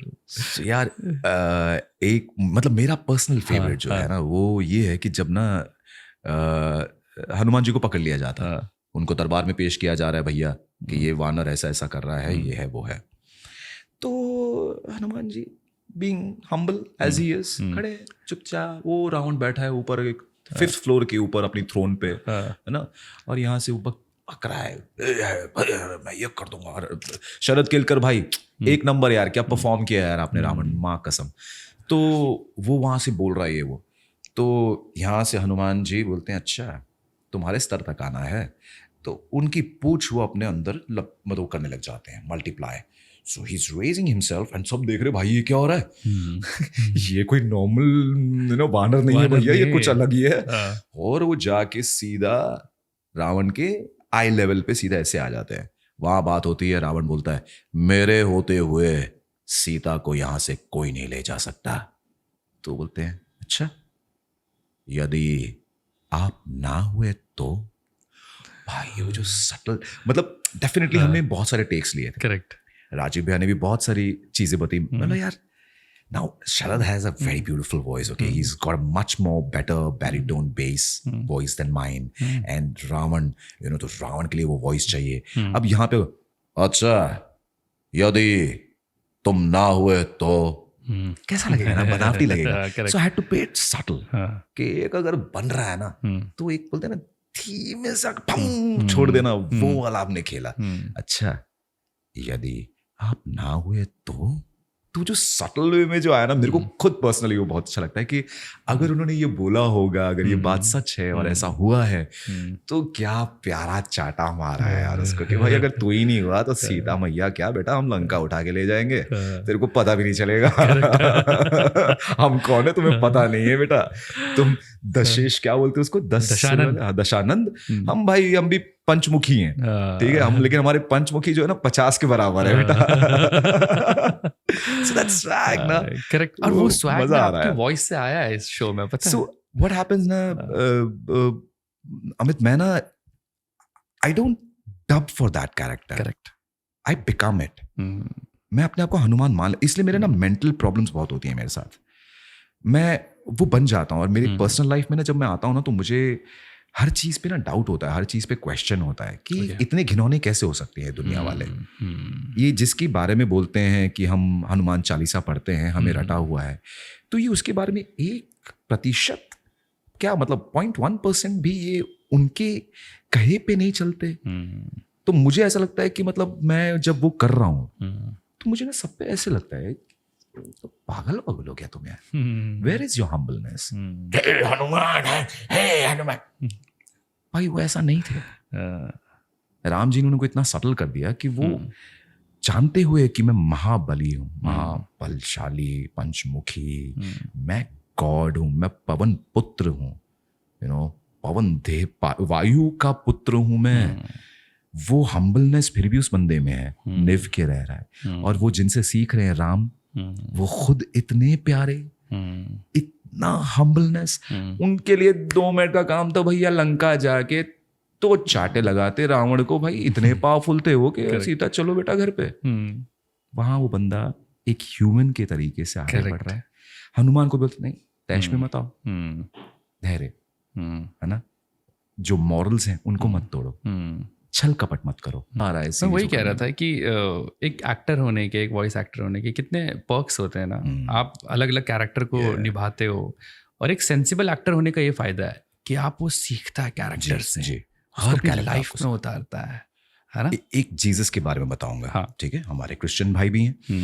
द चोजन में जब मैं कर रहा हूँ, जोनाथन रूमी जो प्ले कर रहे हैं जीसस को, सो हम सबको लगता है जीसस इज लाइक एक चाटा मारा दूसरा गाल दिखा दिया। भाई साहब ये सीरीज जो बनाई है उसमें एक सीन है जब वो बोलता है जिसके कान है वो सुन ले, ये एग्रेशन सबकी फट जाती है, सारे 12 जो उसके सब शिष्य हैं, भाई अभी तक तो इसने ऐसा कभी नहीं बोला। उस सीरीज में दिखाया कि he also loses it, everybody loses it. और जिस तरह से आप उसको पोर्ट्रे करते हो, भाई वो एक्टर की वाट लगी हुई है उसके में, क्योंकि आई ट्राई टू जब भी मैं कोई कैरेक्टर या प्रोजेक्ट कर रहा होता हूँ, अगर मेरे पास मैं रिसर्च करता हूँ, तो मैं बहुत तरस आता है बेचारे के ऊपर। मतलब मेरे को खुद पे भी तरस आता है। मेरे को रात के 2 बजे फोन आते हैं, भाई जो तुम लोग कर रहे हो ना फोन, ये रात के 2 बजे प्लीज मत करो, जय श्री राम, जय हनुमान, सर कैसे हैं आप, ये गलत लगता है भाई, मेरी भी एक पर्सनल लाइफ है। तो वो बंदा बेचारा स्ट्रीट्स पे घूम रहा है, लोग आके उसके कपड़े पकड़ रहे हैं, जीसस यार प्लीज डोंट डू दैट यार, आई am not Jesus, I am just portraying, I am an actor. तो उसकी जिंदगी बेचारी की वो डब्बे में बंद हो गई है। अरुण गोविल साहब के साथ जो हुआ, करेक्ट, जब उन्होंने राम प्ले किया, कि वो पूरी जिंदगी भर। So this is the problem with playing heroes. Nobody wants to be a villain when everybody is a villain. Everybody wants to be a hero but they can't be, you know. इसलिए मुझे villain बनना अच्छा लगता है। मुझे anti heroes play करना बहुत अच्छा लगता है। जैसे मैंने ये किया था, एक जैरेड लेटो की एक फिल्म है मॉबियस है ना, तो मॉबियस में किया। मॉबियस क्या जबरदस्त है, वो तो एंटी हीरो यार, अच्छा लगता है वो करना। क्योंकि वो जोकर मैंने किया अभी, मतलब मैंने टेलीविजन के लिए किया, शायद नेटफ्लिक्स पे है वो पार्ट 1। तो जोकर को जब डब किया ह्यूकिन फीनिक्स को, तो मतलब मजा ही आ गया भाई। 5 दिन की डब, 2 दिन मेरे इंटेस्टाइन, मतलब क्या बोलूं यार, क्रैम्प्स थे। मैंने एक ही शर्ट पे की, मैंने उनको बोल दिया भाई देखो, इसके लाफ्टर तक जो भी है ना, सारे नुएंसेस मैं करूंगा, वरना किसी और से करा लो।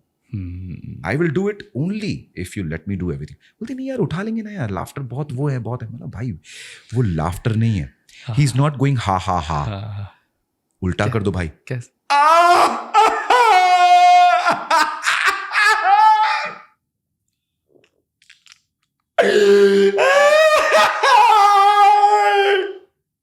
भाई वो रो रहा है, भाई मेरे को गूज़बम्स आ गए। वो रो रहा है और लग रहा है कि वो हंस रहा है। वही तो जोकर। मैं बोला अगर ये नहीं मैंने किया तो क्या परफॉर्म किया भाई फिल्म में? वो 10 लाइनें वो कोई भी कर सकता है। ह्यूकिन फीनिक्स की कोई आवाज कोई तोड़ नहीं है कि बेस चाहिए या कुछ चाहिए, anybody can do it. But वो भाई पेट दुख रहा था मेरे 2 दिन तक, मेरे को स्टॉप नहीं करने हुआ है, पंगा ले लिया था मैंने। But I loved it, amazing हुआ, बहुत मजा आया भाई। Really it was one of the best characters that I have dubbed so far. बहुत मजा आया। मैं वही पूछने वाला था आपसे, थोड़ी देर पहले भी हमने इस बात की थी कि सबसे जबरदस्त कैरेक्टर, सबसे मजेदार कैरेक्टर कौन सा लगा आपको, जिसमें चैलेंज भी हो, जिसमें आपने अपने आप पूरा जितना भी पूरा अपने नीचे से लेकर ऊपर तक दम लगा दिया और मजा आ गया। जिम कैरी को भी आपको इतनी मेहनत लगी होगी, लेकिन जोकर की बात करें तो जोकर वाज क्रेजी मैन। और उससे पहले एक प्रोजेक्ट था यार, कई साल पहले एक फिल्म आई थी बारन, माजिद मजीदी एक डायरेक्टर हैं। अरे देखिए मैंने देखिए ना, तो बारन को इंग्लिश में डब किया था। क्या कैरेक्टर है वो? हाँ, जो उसमें मेन लड़का है ना, तो उसको डब किया था। अब उसके लिए मुझे तैयारी क्या करनी पड़ी कि उनको चाहिए थी British English with a Iranian touch to it. I don't want to do it. Memar, listen. No, Memar, please, Memar, oh no, listen to me. I don't. तो वो nuances भी चाहिए, वो Iranian but yet British English. और इसके लिए मैंने क्या किया कि मैंने ना 2 दिन ना घर पे था जब, तो ना BBC लगा के छोड़ दी। 24/7 BBC चल रही है भाई। Tomato. What are you doing? वो जैसे जैसे बोल रहे मैं वो सुनते जा रहा हूँ बिकॉज मुझे हिंदी में डब नहीं करनी थी, इंग्लिश में करनी थी। तो I wanted to get the diction right. हम ज्यादातर क्या अमेरिकन स्लैंग बोल रहे होते हैं। What you want to do, what do you want to do, British is this, correct, what you want to do, American. हम हर चीज खा जाते हैं उसमें, कार, यू नो, लाइक बहुत डिफरेंस है यार।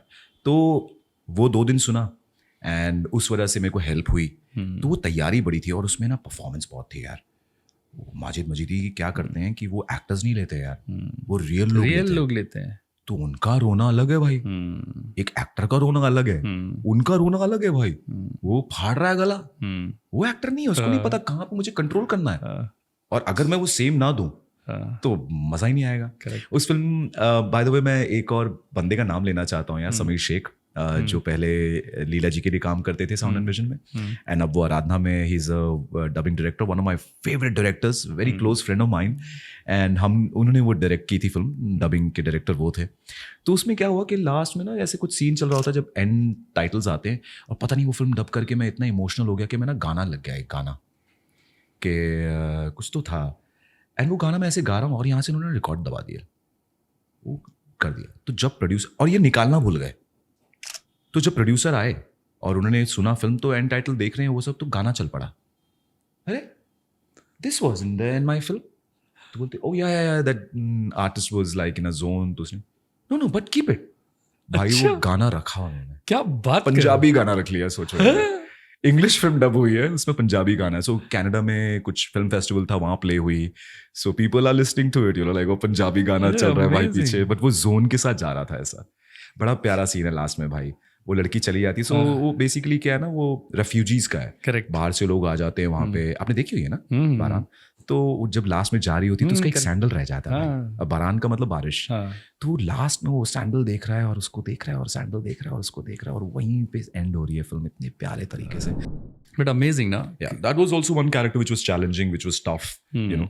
But recently बोलूँ तो it's Joker. भाई एक नंबर, मजा आ गया यार। It was most satisfying.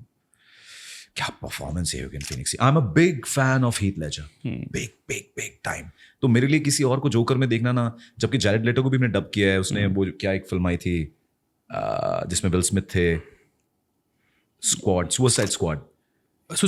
हाँ, सुसाइड स्क्वाड में ये जोकर बने हैं, है ना, करेक्ट। एंड जैरेड लेटो, ठीक है यार, हीथ लेजर ब्रो।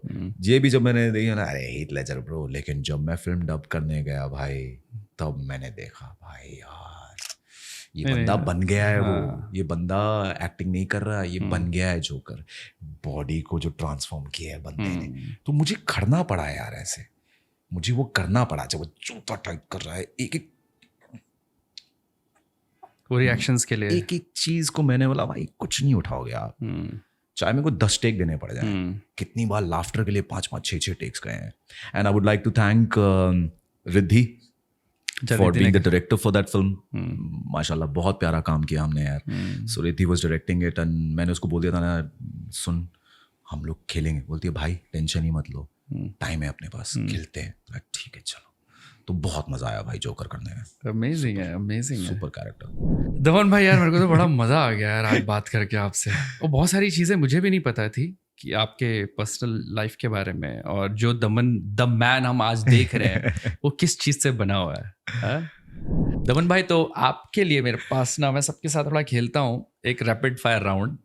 तो आपके लिए रैपिड फायर मैंने बहुत सारा लिखा है, अब देखता हूँ कितने रैपिड फायर है. आप you can take your time but not much. Choose one, acting और वॉइस एक्टिंग. एक्टिंग. अगर आप लाइफ में rest of your life if you want to sing one rap song of yours और of anyone, कौन सा rap song होगा वो? यार I would love to sing एक तरफ को एक तरफ खाई. Okay.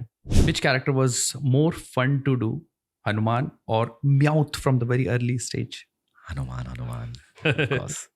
आप क्योंकि राइटर भी हो, आपने रैप लिखते हो, कोई बिजार लिरिक्स लिखे हैं आपने? लाइंस कुछ? बिजार वही, मतलब एक तरफ को एक तरफ खाई का ही है.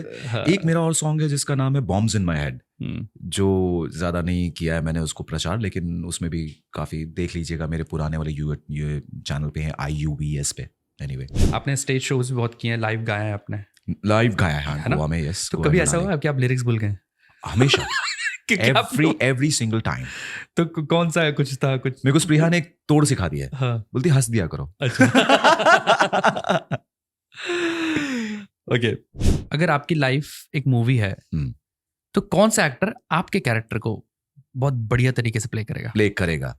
यार मुझे ना एक तो लगते हैं जॉनी डेप. ओके.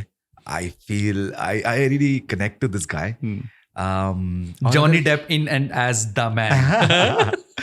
और अगर इंडियन में देखा जाए तो कोई दिमाग में नहीं आ रहा है ऐसा कुछ. अमिताभ बच्चन जी करे तो बहुत मजा आएगा. बच्चन साहब. What do you prefer, performing comedies or dramas? Dramas. Your dream director to work with? Wow, rapid fire. यार मुझे यार बहुत सारे हैं यार. Shit, I can't. Sorry. Can I pass this? या मेरे को बोलना ही पड़ेगा? नहीं बोल दीजिए, एक तो बोल दीजिए. अच्छा मैं इंडियन वाला बोल देता हूँ. हाँ. एक मुझे इनके साथ काम करना है,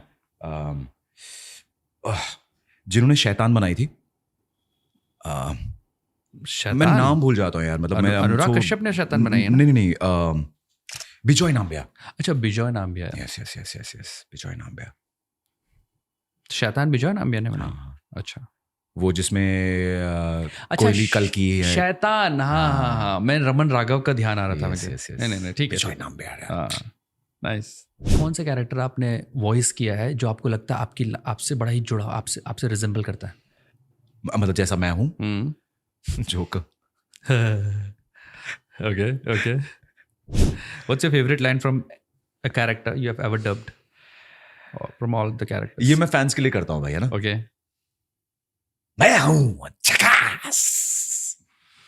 Jim Carrey, The Mask. Any day भाई. सही है. एक लास्ट क्वेश्चन मैं पूछता हूँ. What is the best acting advice you have ever received from any director or from anyone? Pankaj Kapoor जी. मैं उनके साथ एक 10 दिन की बॉडी लैंग्वेज पे वर्कशॉप कर रहा था उनके साथ. मैं Shahid, Vishal Malhotra and all those guys. तो उन्होंने बोला कि यार खुद की बॉडी को ना घोल के पी जाओ. तुम्हारे पिछवाड़े में जहाँ कहीं तिल है या कुछ है सब जान लो, सब. तो वो लगता था यार पिछवाड़े में तिल से क्या लगता है ना. मतलब भाई क्या मतलब मैं तो कभी अपना पिछवाड़ा दिखाने वाला नहीं. आई am very clear about this कि मैं ना तो स्मूच करने वाला हूँ ऑन स्क्रीन. किस विस कर सकता हूँ मैं, ये तो करना ही नहीं है मुझे. तो उन्होंने क्या brother, the more you know your body the more you know yourself as an actor. Trust me. मतलब आज मेरे फिंगर्स अगर आप देख लो तो मुझे पता है कि मेरे कौन से फिंगर ज़्यादा टेढ़ी है कौन सी नहीं है. यू नो मुझे पता है कि मेरे फोरहेड पे कहाँ कहाँ नहीं है, क्या नहीं है। ये Very मिरर nice. एक्सरसाइजेस। तो पंकज जी ने मुझे एक चीज़ उन्होंने कि नो योर बॉडी अवेयरनेस पे हमने 10 दिन सिर्फ काम किया है। बहुत बढ़िया। मैं भी जब कॉलेज में था तो हमारे सीनियर ने मुझे बोला था कि know your body and take care of your body, yes your body parts. Yes, actor को अपना ख्याल रखना आना चाहिए, बिल्कुल बिल्कुल। और इस ख्याल तभी रखे जब मेरे पास क्या है क्या नहीं है, कैसा है क्या है। प्रोफाइल्स पता चल जाते हैं यार, आप Correct. कहाँ कैसे कैसे कहाँ दिखते हो यार, कैसा। Amazing. अगर आप पॉजिटिव प्ले कर रहे हो तो कौन सा प्रोफाइल दिखाना है, कैसे दिखाना है। नेगेटिव प्ले कर रहे हो तो कौन सा दिखाना है। आपके पास दोनों है। बहुत से। और जो वॉइस एक्टिंग में लेकिन सिर्फ वॉइस है। हाँ जी, वॉइस एक्टिंग जब हम करते हैं, जब वॉइस देते हैं, और वो तो गला है। सिर्फ वॉइस है, सिर्फ गले गला के है। कितने सारे रेंजेस हैं। वो जैसे सब हमने पता होनी शास्त्रीय चाहिए। संगीत के बारे में पता किया, वो स से लेके स, मतलब आप कुछ भी प्ले कर सकते हैं। द मैन, मजा आ गया गाइस। दोस्तों, मतलब ये मेरे लिए एक अलग पॉडकास्ट रहा, दमन भाई के साथ बात करना। और आई एम श्योर दमन भाई आपको भी विचार एंड वाइब्स में आके अच्छा लगा, मज़ा आया बात करके। बहुत बढ़िया यार, मुझे ऐसा लगा ही नहीं कि हम शूट कर रहे हैं या कुछ। मैंने पता है हमने बहुत सारी बातें की और बहुत सारी बकवास बातें भी की जो हम ऐसी फैल गए। लेकिन I hope you guys enjoyed it. जो हमारा क्रू यहाँ पे काम कर रहा है, they been standing, they been recording. I loved it man. मतलब I would love to come again, you know, like ऐसा लग रहा है कि ये एक सिर्फ शुरुआत हुई है। यस, ये शुरुआत हुई है, दोबारा करेंगे बात। बहुत दोबारा वाइब आपके साथ और वाइब क्रिएट करनी है मेरे को ना। आपके हाथ में वैसे माइक देके ना मेरे को परफॉर्मेंस करवानी है आपको यहाँ अपने स्टूडियो करेंगे। Yes, why not. मतलब कि आप किसी भी शो में किसी को बुला रहे हैं तो मुझे बुला लो। मैं एक गाना गाने के लिए बीच में आते हैं ना, जैसे टुनाइट शो में एक आर्टिस्ट आता है कुछ गाने के लिए। भाई तो भाई ऐसा कुछ कर लो यार। हाँ, वैसा कुछ प्लान करते हैं। Get new artist. अभी जैसे हम मिले उनसे, क्या नाम है उनका, जो बांसुरी बजाते बीट बॉक्स करते हैं, वैष्णव है ना, वैष्णव। तो get artist like this to give a breather, के एक परफॉर्मेंस बीच में आया कि भाई म्यूजिक से रिलेटेड। आप लोग बताना कि आप लोग वैसा चाहते हो कुछ, क्योंकि हम तो आर्टिस्ट लोगों से घिरे हुए हैं, है ना। और कमेंट करके बताइएगा। ये भी बताइएगा कि आज का विचार एंड वाइब आपको कैसा लगा। दमन भाई को कुछ मैसेज देना, आप मैसेज दीजिए, नीचे कमेंट कीजिए। कौन सा पार्ट आपको सबसे अच्छा लगा वो बताइए। दोबारा हम दमन भाई के साथ आएंगे। आपको और चीज़ें जो पूछनी है आप बताइए, क्या क्या पूछनी है, हम दोबारा करेंगे। दमन भाई, लास्ट मैसेज विचार एंड वाइब्स के व्यूअर्स के लिए, लिसनर्स के लिए। गाइज प्लीज सपोर्ट इस तरह के इनिशिएटिव्स जिस तरह से विचार और वाइब्स है, कि ये अपने ही तरीके से फंड करके अपने शोज निकाल रहे हैं, ये पॉडकास्ट निकाल रहे हैं। They are inviting artist to, उनको आगे बढ़ाने के लिए इनकी भी एक टीम है। दे ऑल्सो हैव टू पे सैलरीज। तो ये किसी से फंडेड नहीं है, कोई कॉर्पोरेट शिट नहीं है। This is real thing. तो इस तरह की चीज़ों को और यू नो सपोर्ट दीजिए, इंडिपेंडेंट सीन को और सपोर्ट दीजिए। That's all I can say man. वाह दमन भाई, क्या बात बोली आपने। इसी बात पे मैं आपको एक छोटा सा विचार एंड वाइब की तरफ से, क्योंकि आप साउंड से रिलेटेड है, एक्टिंग से रिलेटेड है, थोड़ा सा आप ले जाइए इसको। You guys can see this? I'll cherish this forever, यार। I'm so happy कि आपने मुझे कोई ट्रॉफी या कुछ मोमेंटो नहीं दिया। You gave me this. This works? Yes, this is radio as well as speaker. क्या बात भाई। अब मैं हिमाचल जा रहा हूँ for like a workshop and थोड़ा इसको ले जाइए आप। ये ले जाऊंगा भाई, अपना टेंट वेंट कहीं लगा दिया नदी के पास और इसको सुनूंगा मैं। Correct. Thank you so much. Thank you team. Thank you so much दमन भाई आने के लिए। Thanks man. Thank you.